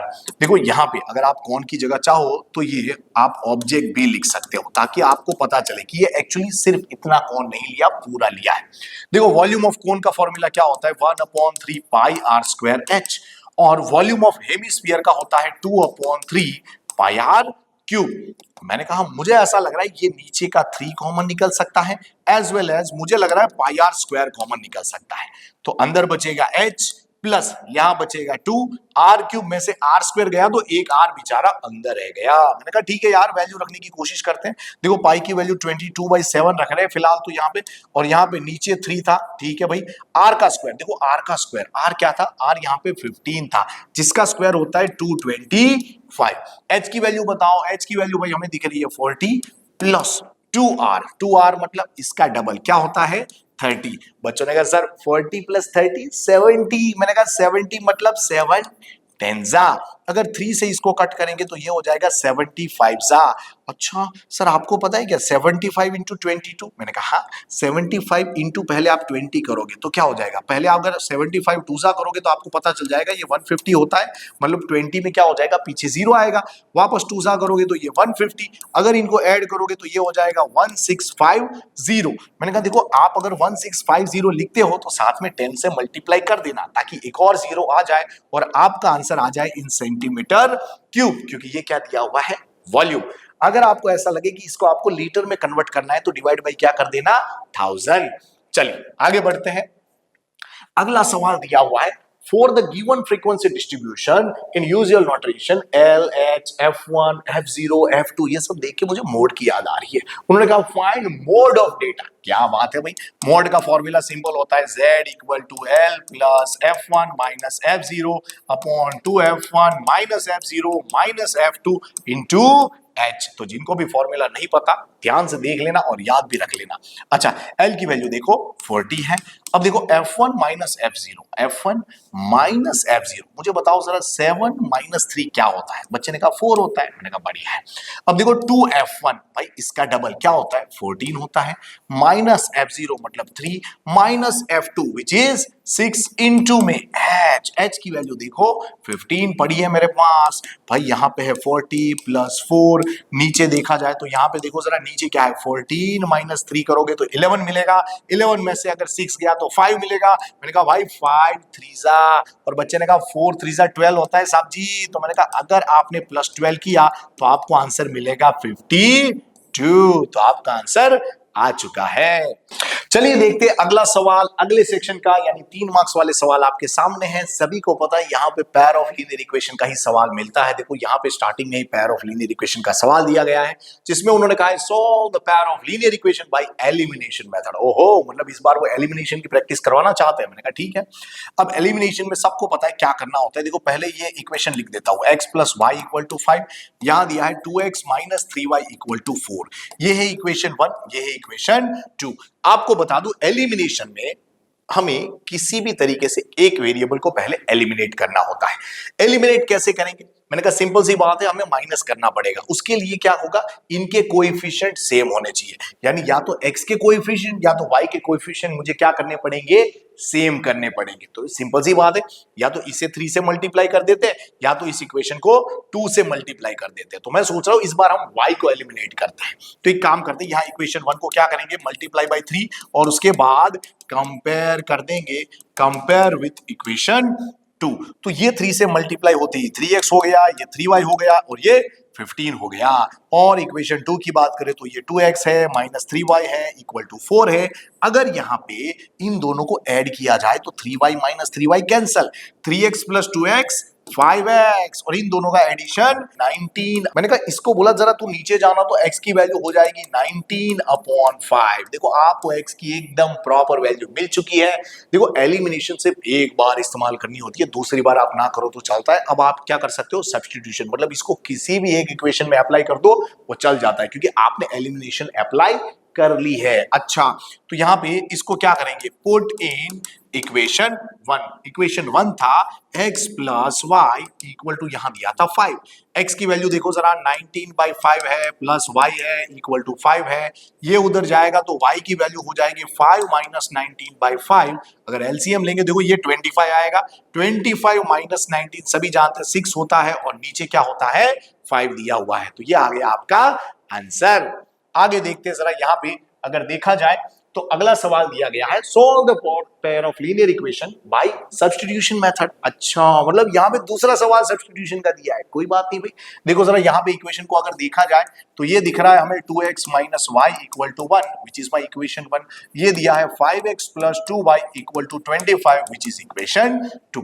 अब देखना जरा, एलिमिनेशन हो या सब्स्टिट्यूशन हो, एक पैटर्न होती है कोई भी सवाल को बनाने की, तो आप उसको ऑब्जर्व करना, उससे आपको ज्यादा फायदा होगा। अच्छा देखो जरा, हम क्या करेंगे, सब्स्टिट्यूशन में हम क्या करते थे, किसी भी एक इक्वेशन को पकड़ते थे। जैसे पहला इक्वेशन पकड़ लो, अच्छा फिर उस पर से किसी एक वेरिएबल की वैल्यू बनाते थे। मैं सोच रहा हूं y की वैल्यू बनाओ, इसे इधर भेजो इसे इधर भेजो, तो y इक्वल टू हो जाएगा 2x माइनस 1। उसे आप दे दो इक्वेशन 3 और उसे आप इक्वेशन 2 में रख दो, क्योंकि 1 में से बनाया तो 2 में रखेंगे, 2 में से बनाओगे तो 1 में रखेंगे। अच्छा तो क्या करूं, पुट इन इक्वेशन 2। देखो जरा यहां पे है 5x plus 2 into y equal to 25। Sir y की जगह खाली रखी, इसके लिए यस, देखो ये अंदर जाएगा तो मैंने कहा यहां 2 2 जा 4x माइनस 2 इक्वल टू 25। सोचो जरा ये कितना होगा, बच्चों ने कहा सर 9x होगा।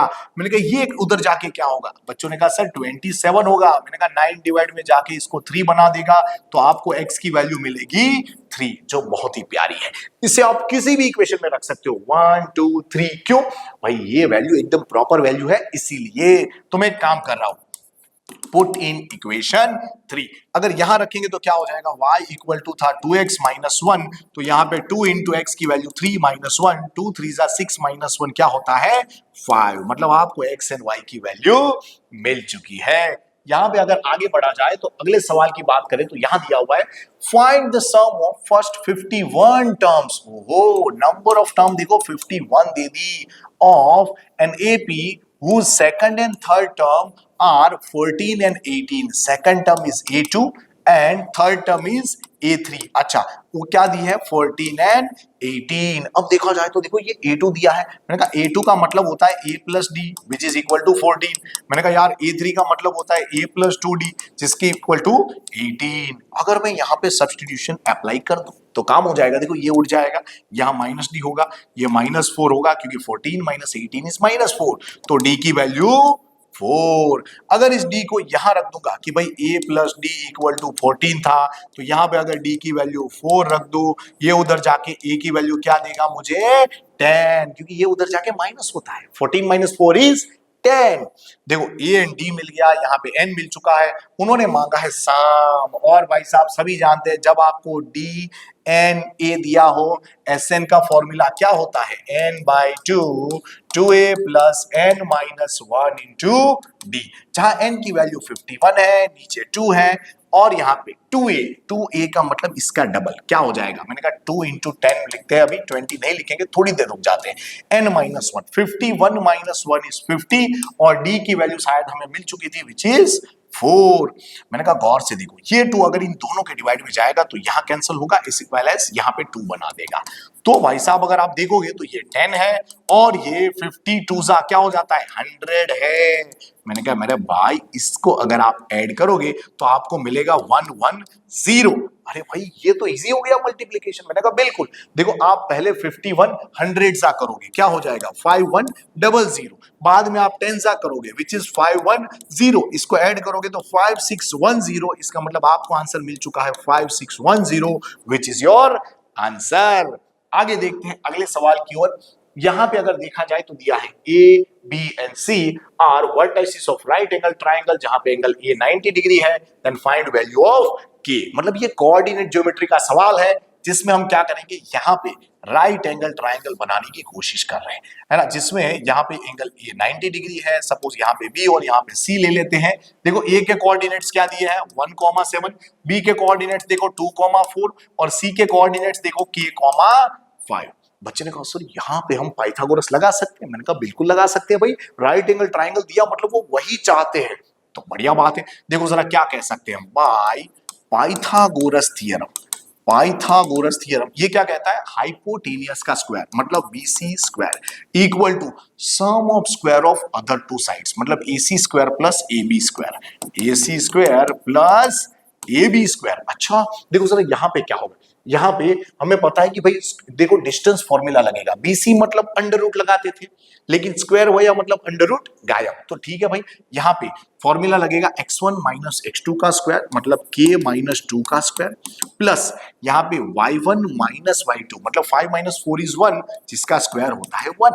अब AC स्क्वायर यहाँ पे देखो डिस्टेंस फॉर्मूला लगेगा k माइनस 1 का स्क्वायर, प्लस यहां पे हो जाएगा 5 माइनस 7, उसकी जगह मैं 7 माइनस 5 कर रहा हूं क्योंकि आफ्टर ऑल मुझे स्क्वायर करना है, तो कोई टेंशन नहीं है भाई। 7 माइनस 5 इज 2 जिसका स्क्वायर, प्लस ए बी। अच्छा यहां पे डिस्टेंस फॉर्मूला लगाएंगे तो देखो 2 माइनस 1 क्या होता है 1 जिसका स्क्वायर हो जाएगा 1।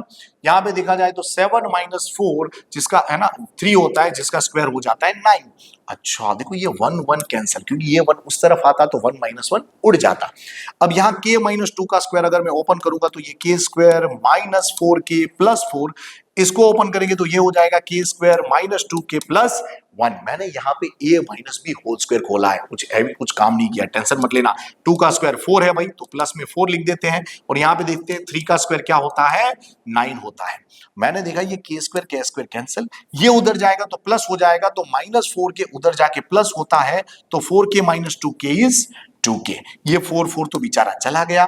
अच्छा ये 1 प्लस 9 क्या था 10, इस तरफ आएगा तो माइनस 10, अगर 2 डिवाइड में जाएगा तो 5 जा, मतलब आपको k की वैल्यू मिल गई -5। चलिए देखते अगले सवाल की ओर।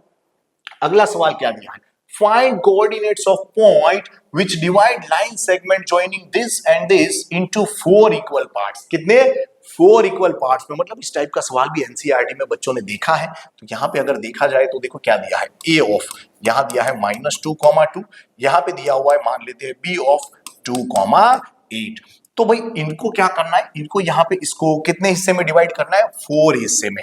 अच्छा, मैंने कहा मैं मान लेता हूँ यहाँ पे कोई पॉइंट P ले रहा हूँ जो इसको 2 इक्वल हिस्सों में डिवाइड करना है, फिर यहाँ पे भी एक पॉइंट Q ले रहा हूँ जो इसको 2 हिस्सों में डिवाइड कर रहा है, यहाँ पे कोई पॉइंट R ले रहा हूँ जो इसको वापस 2 हिस्सों में डिवाइड कर रहा है। तो बच्चे ने देखा जैसे ही 3 पॉइंट लिए हमें इसके 4 हिस्से मिल गए, मतलब 4 इक्वल पार्ट्स मिल गए। अब मैंने जिस पैटर्न से लिए उस हिसाब से लेंगे तो हमें ज्यादा फायदा होगा। पहले हम P लेंगे which is mid point of AB, है ना, मिड पॉइंट ऑफ AB, जिससे इसके 2 हिस्से होंगे। फिर Q लेंगे जो मिड पॉइंट होगा इसका, मतलब कि AP का। फिर यहाँ R लेंगे जो मिड पॉइंट होगा PB का। इससे क्या हो जाएगा, हमें सिस्टमेटिक तीनों पॉइंट मिल जाएंगे जो इसको कितने हिस्से में, 4 हिस्से में डिवाइड कर रहे हो। ठीक है भाई, तो यहाँ पे हम लिख सकते हैं, पहले हम क्या ढूंढेंगे, P of X, Y which is mid point of AB। और हर कोई जानता है मिड पॉइंट का फॉर्मूला क्या होता है, x1 plus x2 upon 2, y1 plus y2 upon 2। तो यहाँ पे अगर मैं करूंगा तो क्या हो जाएगा, x1 प्लस x2 क्या हो जाएगा, -2 प्लस 2 0 होता है अपॉन 2। अच्छा, यहाँ पे हो जाएगा 2 प्लस 8 विच इज 10 अपॉन 2। अगर आप देखोगे तो ये 0 हो जाएगा। यहाँ पे 8 प्लस 2 10, 10 डिवाइड बाई 2 क्या होता है, 5 होता है। अच्छा, अब देखो ये मिल गया आपको, क्या मिल गया, 0,5। अब आपको Q चाहिए एंड R चाहिए, भाई ये सिंपली हो जाएगा। यहाँ पे हम Q को x डैश y डैश बुला लेते हैं, जो क्या होता है मिड पॉइंट ऑफ AP। तो वापस फॉर्मूला लगेगा भाई कि भाई फॉर्मूला क्या होता है, x1 प्लस x2 अपॉन 2, तो -2 plus 0 upon 2, y1 plus y2 upon 2 मतलब 2 प्लस 5 अपॉन 2। तो देखो -2 plus 0 is -2 upon 2 is -1, 2 plus 5 is 7, 7 upon 2 is 7 upon 2। आप इसे 3.5 लिख सकते हो, कोई आपत्ति नहीं है। अब हम बात करते हैं R की। तो मैंने कहा देखो R of X double dash Y double dash, अगर इसे ढूंढने आप निकलोगे तो क्या हो जाएगा, ये होता है मिड पॉइंट ऑफ PB। अच्छा सर, फिर यहाँ पे फॉर्मूला लगेगा x1 plus x2 upon 2, y1 plus y2 upon 2। मैंने कहा देखो यहाँ पे 2 अपॉन 2 1, 8 प्लस 5 13 अपॉन 2। इसे आप 6.5 लिख सकते हो, 13 डिवाइड बाई 2 करने पर आपको 6.5 मिलता है, बट मैं ऐसे ही रहने दे रहा हूं तो भी चलेगा, है ना। तो हमारा आंसर आ चुका है। चलिए देखते अगला सवाल। अगले सवाल की अगर बात करें तो यहां पे दिया हुआ है, my dear children, prove that angle between two tangents. ओहो, मतलब सर्कल का सवाल आ गया। Prove that angle between two tangents drawn from external point to the circle is supplementary to the angle subtended by line segment joining the point of contact to center। बच्चा सोचता है sir क्या सवाल दे दिया, इतना लंबा सवाल। अरे भाई डरने की बात ये, इसको है ना सिंपली समझते हैं। इसको समझने के लिए आपको बनानी पड़ेगी फोटो, मतलब कि डायग्राम। देखिए यहाँ पे टेंजेंट्स की बात आई थी तो बच्चा समझ जाता है सर जी यहाँ पे कोई सर्कल होगा, कोई एक्सटर्नल पॉइंट P होगा, जहां से हम लोग प्यारी प्यारी टेंजेंट बनाएंगे। इसको A बुलाएंगे, इसको B बुलाएंगे, सेंटर O बुलाएंगे, इसके साथ जोड़ के भी जाएंगे। अगर आप देखोगे तो आपको पता चलेगा यहाँ पे उन्होंने क्या कहा था, prove that the angle between two tangents drawn from external point. Angle between to tangent क्या है, वो है ना, एंगल P। ठीक है भाई, यहां पे हमें वो प्रूफ करना है तो मैं लिख रहा हूं शो दैट एंगल P।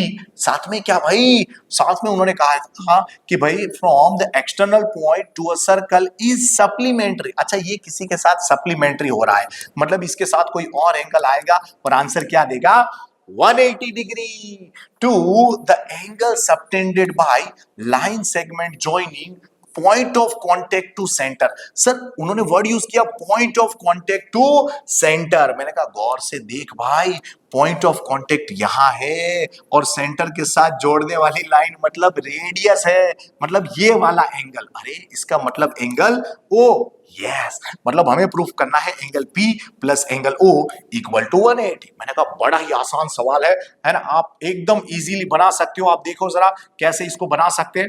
मुझे पता है यहाँ पे एंगल क्या होता है 90 डिग्री, यहाँ पे भी 90 डिग्री, क्योंकि पहला ही थियरम सर्कल का था टेंजेंट और रेडियस के बीच में 90 डिग्री दिखता है। तो ठीक है, यहाँ पे मैंने लिख दिया। तो यहाँ पे प्रूफ के लिए आगे बढ़ते हैं और हम लिख सकते हैं कि ये कोई क्वाड्रिलेटरल है। एंगल की बातें आ रही है तो हमें क्या याद आएगा कि कोई भी क्वाड्रिलेटरल में सभी एंगल का सम क्या होता है 360 डिग्री। तो मैं लिख सकता हूं फॉर क्वाड्रिलेटरल PAOB मुझे याद आएगा by angle sum property. Angle sum property कहती है कि भाई angle P plus angle A plus angle O plus angle B equal to 360 degree. मैंने कहा भाई एंगल P के बारे में चल तुझे कुछ नहीं पता, लेकिन A के बारे में तो बता।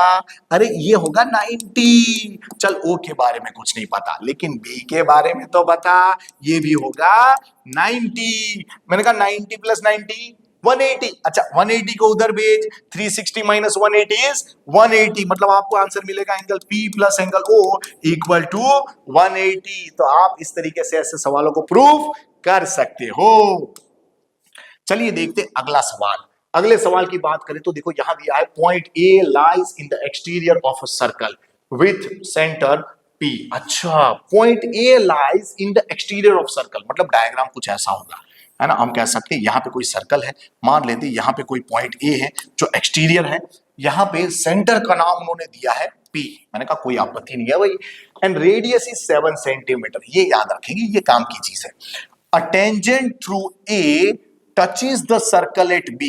अच्छा कोई A से जो टेंजेंट होगी वो क्या होगी, सर्कल को कहां छू रही है, B पे। मैंने कहा कोई आपत्ति नहीं है।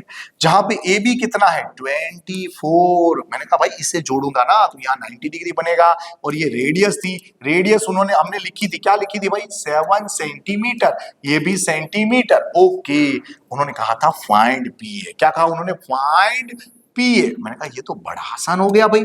क्यों, क्योंकि अगर देखा जाए तो राइट एंगल ट्राइंगल में दिख रहा है, तो भाई सीधी बात है पाइथागोरस लगा देंगे। तो यहां पे हम लिखेंगे फॉर राइट एंगल ट्राइंगल, क्या नाम है इसका, हम लिख सकते हैं APB।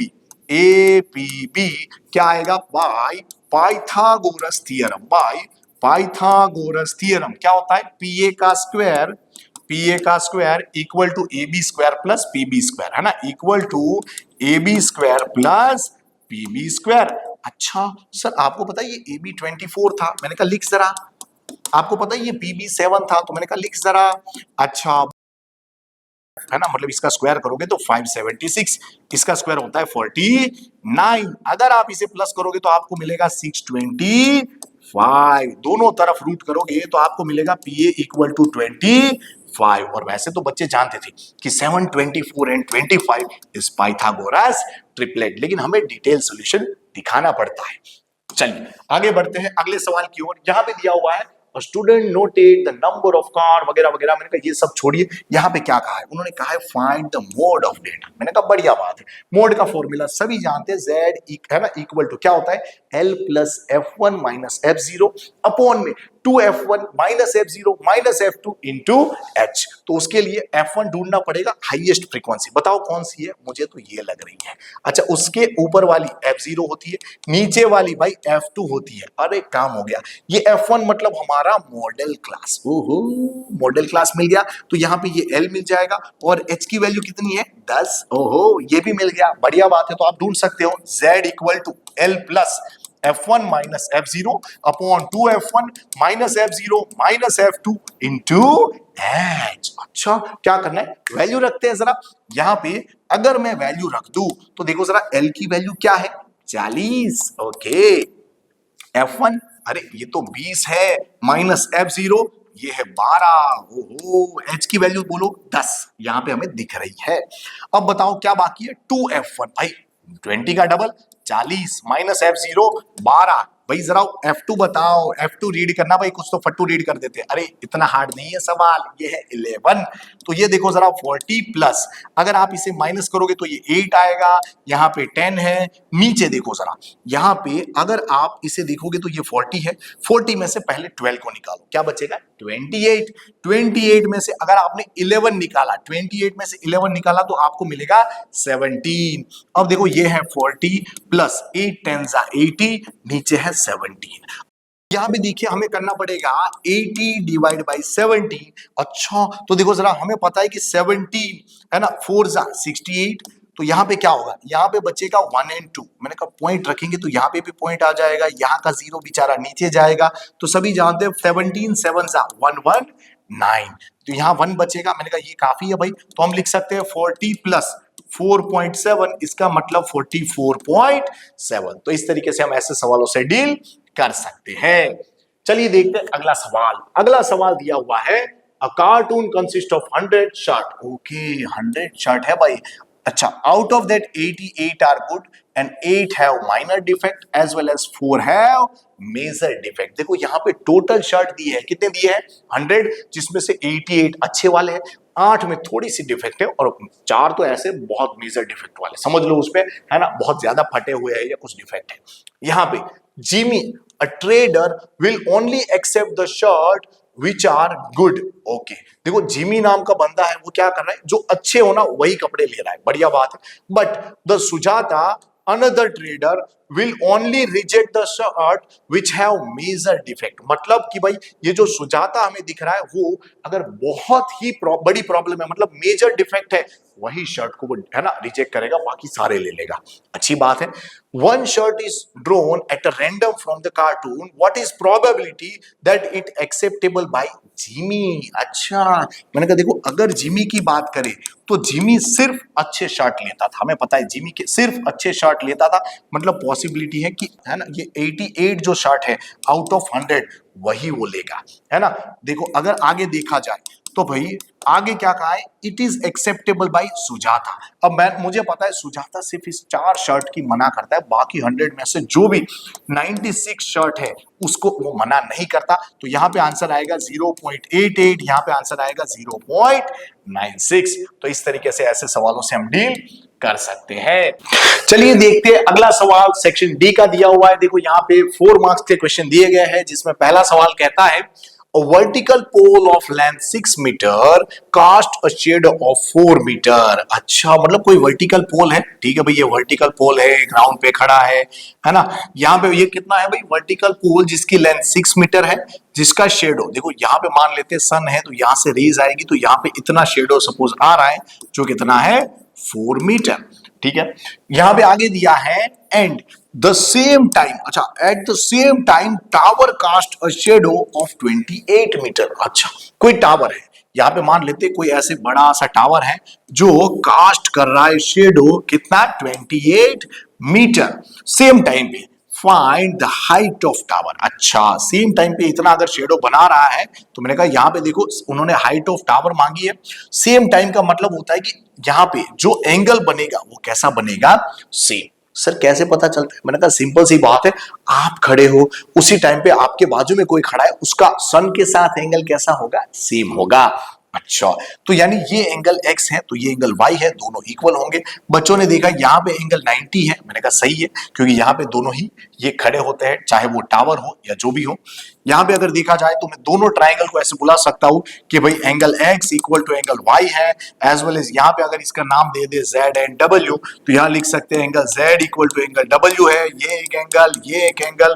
तो भाई एंगल क्राइटेरिया आप लिख सकते हो ट्राइंगल्स आर सिमिलर। अच्छा इसका मतलब है भाई CPST, देखो ट्राइंगल सिमिलर आने का मतलब है भाई CPST हम कह सकते हैं उसकी साइड्स आर इन प्रोपोर्शन। अच्छा मैं लिख सकता हूं यहां पे 6/h इक्वल टू 4/28।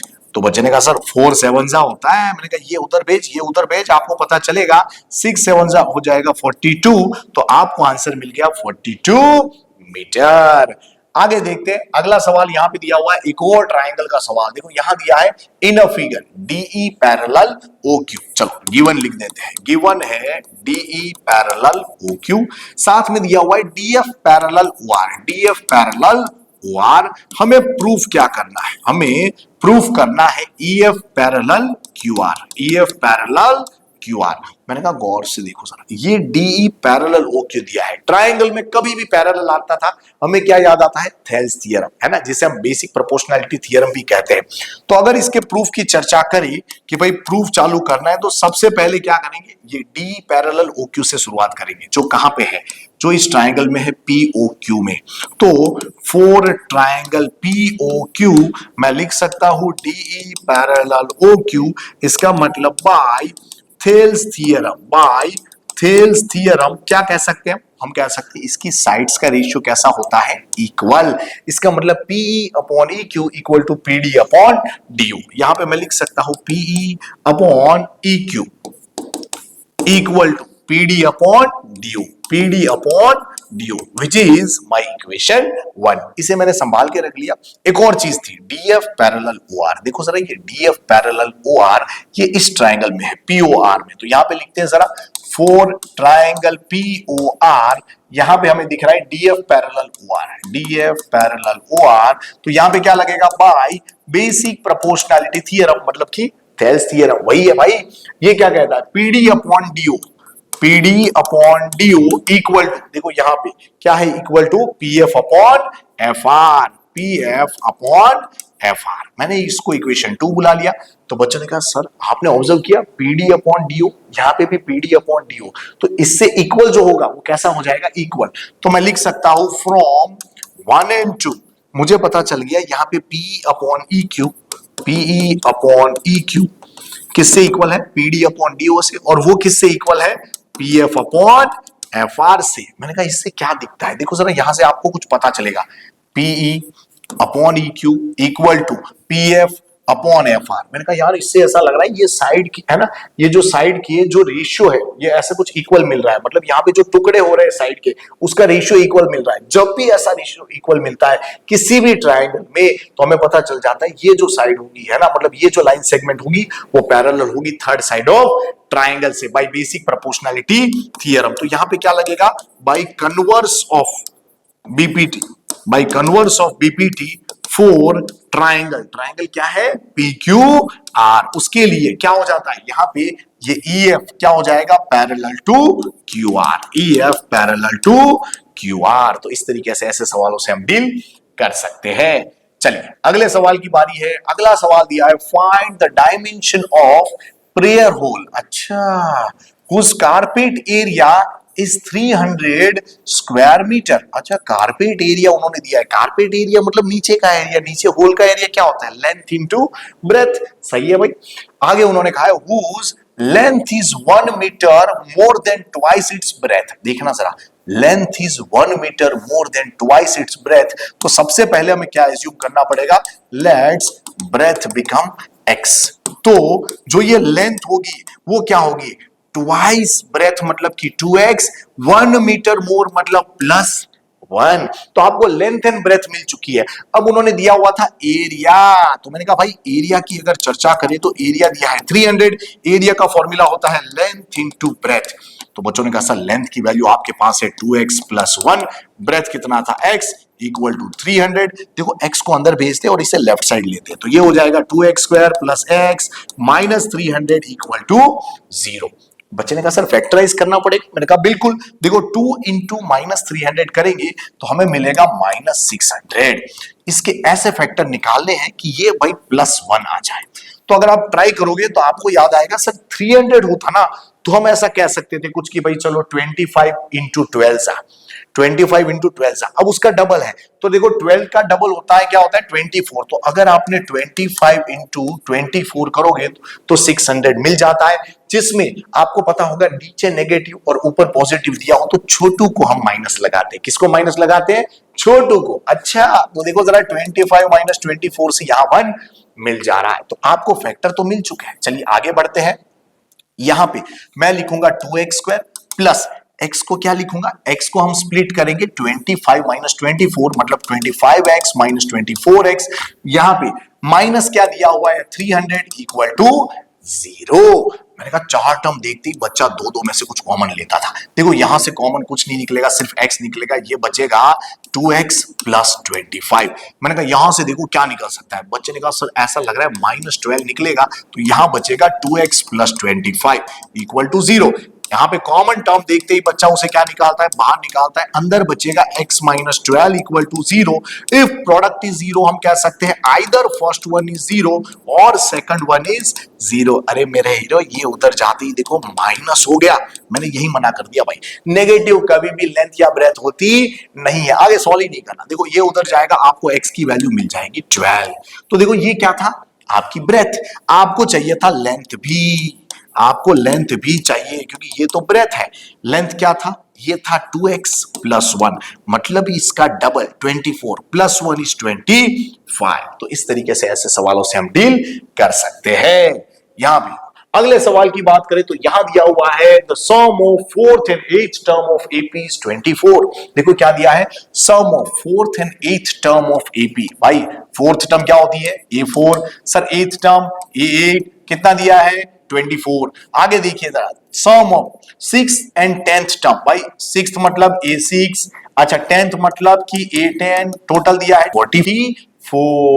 अच्छा find the first three terms of AP. अरे पहली तीन टर्म होती है A plus D, A plus 2d। मैंने कहा देखो जरा ध्यान से देखना, यहाँ A4 की अगर चर्चा करें तो ये क्या होता है A प्लस 3d, A8 की अगर चर्चा करें तो क्या होता है A plus 7d equal to 24। अच्छा यहाँ पे देखिए ये है A6 which is A plus 5d, ये क्या होगा A plus 9d equal to 44। मैंने कहा देखो जरा यहाँ पे ऐड करेंगे A प्लस A 2a, इनको ऐड करो जरा ये हो जाएगा 10d इक्वल टू 24। मैंने कहा इसको ऐड करो जरा ये हो जाएगा 2a, अच्छा ये इसे ऐड करो जरा ये हो जाएगा 14d इक्वल टू 44। मैंने इसको इक्वेशन 1 कहा, इसको इक्वेशन 2 कहा। अब इसे सॉल्व करने की कोशिश करते हैं। अब देखो जरा यहाँ पे अगर मैं यहां पे ऐसा करता हूं कि भाई इक्वेशन 2 माइनस 1, तो इक्वेशन 2 को देखना जरा, ये 2a प्लस 14d है इक्वल टू 44, और यहां पे जरा देखते ये है 2a plus 10d equal to 24। Minus करने पर तो भाई यहाँ पे माइनस की साइन लगानी पड़ेगी, इसे कैंसिल आउट करेंगे, यहाँ पे 4d आएगा, यहाँ पे आएगा 20 क्योंकि 44 माइनस 24 इज 20। 4 डिवाइड में जाएगा तो 4 कहता है 5 जा। मैंने कहा देख भाई तेरे को d की वैल्यू 5 मिल गई, उसे कहीं भी रख दे, like put in equation 1। Equation 1 देखो क्या है 2a plus 10d, d into 10 करेंगे, इसका मतलब हो जाएगा ये हो जाएगा 50 इक्वल टू 24। ये उधर जाएगा तो 2a इक्वल टू माइनस 26, अगर 2 डिवाइड में गया ना तो ये हो जाएगा माइनस 13। ओहो आपको a मिल चुका है एज वेल एज d भी मिल चुका है। तो अब आप कह सकते हो सर हमें चाहिए थी AP की टर्म्स जिसमें पहले आएगा a, ओके, बाद में आता है a प्लस d, मतलब कि आप क्या करोगे a प्लस डी करने जा रहे हो, माइनस 13 प्लस 5 अगर आप करोगे तो आपको मिलेगा माइनस 8। फिर वापस आप इस माइनस 8 में 5 अगर आप ऐड करते हो तो आपको माइनस 3 मिलेगा एंड सो ऑन। तो आपको पहली तीन टर्म मिल चुकी है। चलिए देखते हैं अगला सवाल। अगले सवाल की बात करें तो यहां दिया है find missing frequency F1 and F2 of the following frequency distribution. भाई साहब ये भाई सबसे अच्छे वाले सवाल आ गए, वो भी स्टैटिस्टिक्स के। If n equal to 100 and median is 32, देखो यहाँ पे मीडियन दे दिया उन्होंने, मीडियन 32 देखते ही मैंने कहा यार इससे पता चलता है कि ये 30 और 40 के बीच में है, मतलब हमारा मीडियन क्लास हमें पता चल गया। साथ में बच्चे ने कहा सर ये आगे क्यों खींचा, मैंने कहा भाई मीडियन में सभी जानते हैं हमें ढूंढना होता है CF। चलो ढूंढ के देखते हैं, यहाँ पे 10 होगा, 10 प्लस यहाँ पे F1 होगा, फिर यहाँ पे इसे ऐड करोगे तो 10 प्लस 25 इज 35 प्लस F1, इसे यहाँ ऐड करोगे तो 65 प्लस F1, इसे यहाँ ऐड करोगे तो 65 प्लस F1 प्लस F2, इसे यहाँ ऐड करोगे तो 75 plus F1 plus F2। Sir ये क्या है, मैंने कहा सारी फ्रीक्वेंसी का सम। सर इसका मतलब ये 100 से बराबर है, मैंने कहा बिल्कुल। तो यहाँ पे हम लिख सकते हैं 75 प्लस F1 प्लस F2। बच्चे ने कहा सर इसे इधर ले ले, मैंने कहा बिल्कुल। तो आपको मिलेगा F1 plus F2 equal to, देखो ये इधर आके माइनस होगा तो 100 माइनस 75 इज 25। मैंने इसको बॉक्स पैक करके रख लिया। अब बच्चे ने पूछा सर आपने n/2 किया? मैंने कहा हाँ भाई देखो जरा यहाँ पे 100/2 करेंगे तो आपको 50 मिलेगा, जिससे आपको पता चलता है कि 50 ही यहीं पे लाई करने वाला है। ये हमें पता है, ये हमारी फ्रीक्वेंसी f होती है, ये हमारी लोअर लिमिट l होती है, ऊपर वाली cf हमारी cf होती है, और यहाँ पे h की वैल्यू बच्चों को 10 दिख रही है। मैंने कहा काम हो गया भाई। अब मीडियन दिया है तो फॉर्मूला लगाओ। मीडियन का फॉर्मूला याद है ना, l plus n/2 minus cf upon f into h। जिसको भी नहीं पता अच्छे से देख लेना भाई। और अगर देखा जाए तो यहाँ पे l की वैल्यू देखो जरा, l की वैल्यू क्या है 30। चलो वैल्यू रख के देखो 30 प्लस n/2 हमने ढूंढा था वो मिला था हमें 50 माइनस cf देखो जरा 35 प्लस f1 दिया है। क्या दिया है 35 प्लस f1, तो माइनस आगे आते ही ये क्या हो जाएगा माइनस 35 माइनस f1 अपॉन में f इज एक्चुअली 30 और h की वैल्यू थी 10। मैंने कहा 0 0 को उड़ा दो, यहाँ पे है 30 प्लस। अब देखो जरा यहाँ पे मीडियन की वैल्यू हमारे पास पड़ी थी 32। मैंने कहा यहाँ पे देखो ये माइनस करने पर हमें क्या मिलने वाला है, ये मिलने वाला है 15 और यहाँ पे मिलने वाला है माइनस f1, नीचे था 3। देखो ये इधर आते ही माइनस हो जाएगा विच इज 2, तो यहाँ पे है 15 माइनस f1, नीचे है 3। देखो ये इधर आते ही क्या होगा 2 3 सा 6 इक्वल टू 15 माइनस f1। मैंने कहा f1 चाहिए, इसे इधर लो इसे इधर लो, तो f1 इक्वल टू देखो ये उधर जाते ही माइनस होगा, तो 15 माइनस 6 क्या होता है 9। तो बच्चे ने कहा सर f1 मिल गया। मैंने कहा इधर रख देना भाई, तो तुझे पता है 9 प्लस f2 इक्वल टू 25। ये उधर जाते ही f2 क्या हो जाएगा भाई, ये उधर जाते ही आपको f2 मिलने वाला है यहाँ पे 16। तो ये आ गया आपका आंसर। आगे बढ़ते हैं जरा अगले सवाल की अगर बात करें तो यहां दिया है the marks obtained by 30 students of class 10th of certain school अच्छा in mathematics paper consisting of 100 marks as below। Okay अब मैंने कहा देखो यहाँ पे ये टेबल दिया हुआ है, उन्होंने कहा find the mean marks. Okay मतलब हमें यहाँ पे मीन ढूंढना है। मीन के तो हमारे पास काफी सारे फॉर्मूला है, देखते हैं जरा डेटा देखिए कि हम कौन सा फॉर्मूला इस्तेमाल करते हैं। सबसे पहले हम क्या ढूंढेंगे, सबसे पहले हम ढूंढेंगे xi, जो क्या होता है देखो दोनों का प्लस डिवाइड बाई 2, क्योंकि मिड वैल्यू है ना। देखो यहाँ पे देखा जाए तो 10 प्लस 25 इज 35 का हाफ करोगे तो आपको मिलेगा 17.5।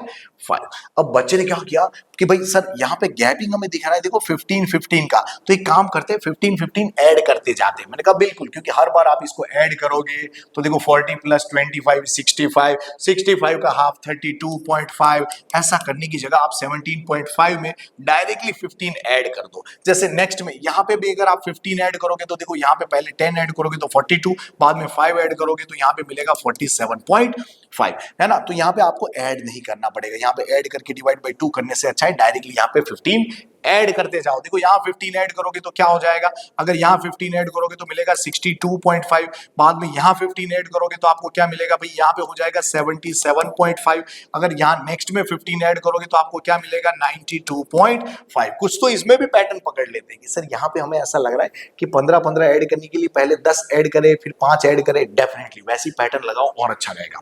अब देखो ये xi मिला, वो भी कितना खतरनाक, तो क्या करें, मैंने कहा एज्यूमिंग मेथड इस्तेमाल कर लेते हैं।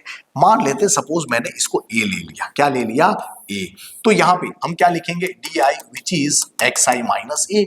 बच्चे ने कहा अगर इसमें से ये माइनस करेंगे तो -30, ये -15, ये 0।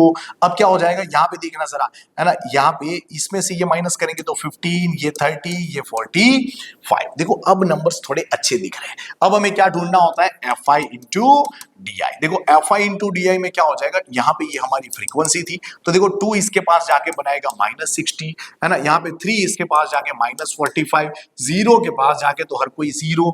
अच्छा 15 इंटू 6 अच्छा क्या होता है 90, 30 और यहाँ पे 6 तो ये हो जाता है भाई साहब 180। 45 इंटू 6 को आप ऐसे लिखना चाहिए एक्चुअली 3 2 are 2, पहले 45 के पास भेजो तो 90 हो जाता है, 93 वाला को 270 हो जाता है। अब बच्चे ने कहा सर सिग्मा FIDI हमें ढूंढना पड़ेगा। मैंने कहा बिल्कुल, क्योंकि मीन का फॉर्मूला होता है a plus sigma FIDI upon sigma FI। तो बच्चे ने कहा सर सिग्मा FI भी तो ढूंढना पड़ेगा। मैंने कहा हाँ, नंबर ऑफ स्टूडेंट्स का टोटल तो उन्होंने खुद ही दे दिया है 30, आप क्रॉस वेरीफाई कर सकते हो, वही मिलेगा। अब सिग्मा FI DI हमें अगर ढूंढना हो तो यहाँ पे हमें दिख रहा है 90 में से पहले 60 हटा देते हैं तो 30 बचेगा। 30 में से अगर 45 माइनस करने की कोशिश करेंगे तो -15 बच गया। ओके, देखो इनको अगर ऐड करोगे आप, इनको अगर ऐड करोगे तो आपको पता चलेगा ये 90 के टेबल वाली चीजें है ना, तो आपको पता चलेगा इसका आंसर 450 आ रहा है, -15 कर दोगे तो आपको मिलेगा 435। मतलब सिग्मा FI DI आपको मिलने वाला है 435। चलिए यहां रख के देखते हैं जरा। एज्यूम मीन की बात करें तो वो हमारे पास था 47.5, प्लस में ये हमारे पास है 435, डिवाइड में अगर सिग्मा FI की बात करें तो ये भाई साहब ये 30 है। मैंने कहा भाई 6 5 जा है ना, अगर करेंगे तो यहाँ पे भी ये 5 से डिवाइड हो सकता है। 5 8 जा 40, फिर 7 जा, बच्चे ने कहा सर 2 2 जा, और है ना मतलब 2 3 जा, एज वेल एज हम लिख सकते हैं 29 3 जा। देखो 29 डिवाइड बाई 2 अगर आप करोगे तो 47.5, प्लस यहाँ पे आपको क्या मिलने वाला है 14.5। बच्चा जानता है इस 0.5 को इधर दे दो ताकि ये 15 हो जाए, और 47 में 15 ऐड करने पर क्या मिलता है आपको क्लियरली दिख रहा है 62, मतलब इसको ऐड करने पर आपको 62 आंसर मिलेगा। तो अगले सवाल की हम बात करें तो यहाँ पे हम कह सकते हैं अगला सवाल दिया हुआ है प्रोबेबिलिटी का, और लास्ट के दोनों क्वेश्चन नॉर्मली प्रोबेबिलिटी के होते हैं, जिससे हमारा है ना दिल गार्डन गार्डन हो जाता है। अब यहाँ पे देखिए तो यहाँ दिया है in simultaneous throw of pair of dice. ओहो, मतलब 2 डाइस उन्होंने थ्रो की, तो मैंने कहा सैंपल स्पेस कुछ ऐसे मिलते हैं भाई। देखो आपको याद होगा 1 1 से लेके 6 6 तक है ना, बहुत सारे। यहाँ पे उन्होंने कहा है find the probability of getting a doublet. देखो यहाँ पे मैं डायरेक्टली लिखूंगा आंसर्स आपको, क्योंकि ये सारे है ना आउटपुट ऑलरेडी पता है कि कैसे लिखते हैं, आप नोट डाउन कर लेना, ठीक है। यहाँ पे अगर देखा जाए तो पहले की बात करें तो यहाँ पे देखो टोटल आउटकम हम नीचे लिखते हैं विच इज 36। सभी जानते हैं 2 डाइस को थ्रो करने पर 6 × 6 36 टोटल पॉसिबल आउटकम होते हैं। यहाँ पे उन्होंने कहा है गेटिंग अ डबलेट, डबलेट मतलब 1 1 2 2 3 3 4 4 5 5 6 6, मतलब कि 6 आउट ऑफ 36 विच इज 1/6। आगे अगर देखा जाए तो उन्होंने कहा है the product is 12, product is 12। कैसे कैसे प्रोडक्ट 12 मिल सकता है? मैंने कहा भाई मुझे एक बात पता है कि 6 2 जा 12 होता है, एज वेल एज 2 6 जा, मतलब कि 6 2 2 6। और अगर बात करें तो 3 4 जा 12 होता है, एज वेल एज 4 3 जा, मतलब कि आप देखो जरा एलिमेंट्स हमें मिल रहे हैं भाई 6 2 2 6 3 4 4 3। अब देखो जरा कहीं और जगह हो सकता है क्या? कहीं और जगह हो सकता है? अब कुछ और सोचेंगे सर 12 1 जा, मैंने कहा नहीं, उसकी बात नहीं करेंगे, मतलब ये 4 ही एलिमेंट ऐसे हैं, यानी हमारा आंसर आ जाएगा 4 आउट ऑफ 36। तो यहां पे हो जाता है ना 1/9, क्योंकि 4 9 जा 36 होता है। तीसरे सवाल की अगर बात करें तो यहां पे देखेंगे हमें दिया हुआ है द सम इज 10। अब सम की बात करें तो +10 कब होता है? तो बच्चा कहता है सर 5 + 5 10 होता है। मैंने कहा सही है। मैंने कहा 6 + 4 भी 10 होता है, एंड 4 + 6 भी 10 होता है। अब सर कहीं और 10 होता है क्या? नहीं, इसके अलावा अगर आप प्लस करोगे तो 10 होने के चांसेस नहीं है, इसमें से याद रखना। नहीं तो कुछ कहेंगे सर 7 + 3, मैंने कहा भाई 7 डाइज में होता ही नहीं है, उसके बारे में मत सोचिए। ये देखिए 3 आउट ऑफ 36 मतलब 1/12। अगर चौथे सवाल की बात करें जो उसके अंदर दिया है the product is more than 50, अरे भाई 6 6 जा 36 मैक्सिमम प्रोडक्ट हो सकता है, उससे ज्यादा नहीं हो सकता, मतलब ये तो इम्पॉसिबल इवेंट है, जिसका आंसर क्या होता है 0।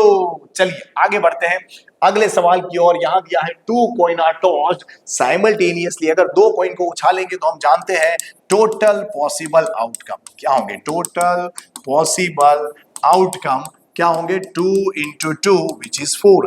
अगर उसके सैंपल स्पेस की बात करेंगे तो हम जानते हैं 4 में से 2 हेड थे 2 टेल थे, डिवाइड बाय 2 करेंगे तो एक बार हेड एक बार टेल, एक बार हेड एक बार टेल, मतलब आपको सारे आउटकम मिल चुके हैं। यहां पे उन्होंने कहा है फाइंड प्रोबेबिलिटी ऑफ गेटिंग, पहला दिया है 1 हेड। क्या दिया है?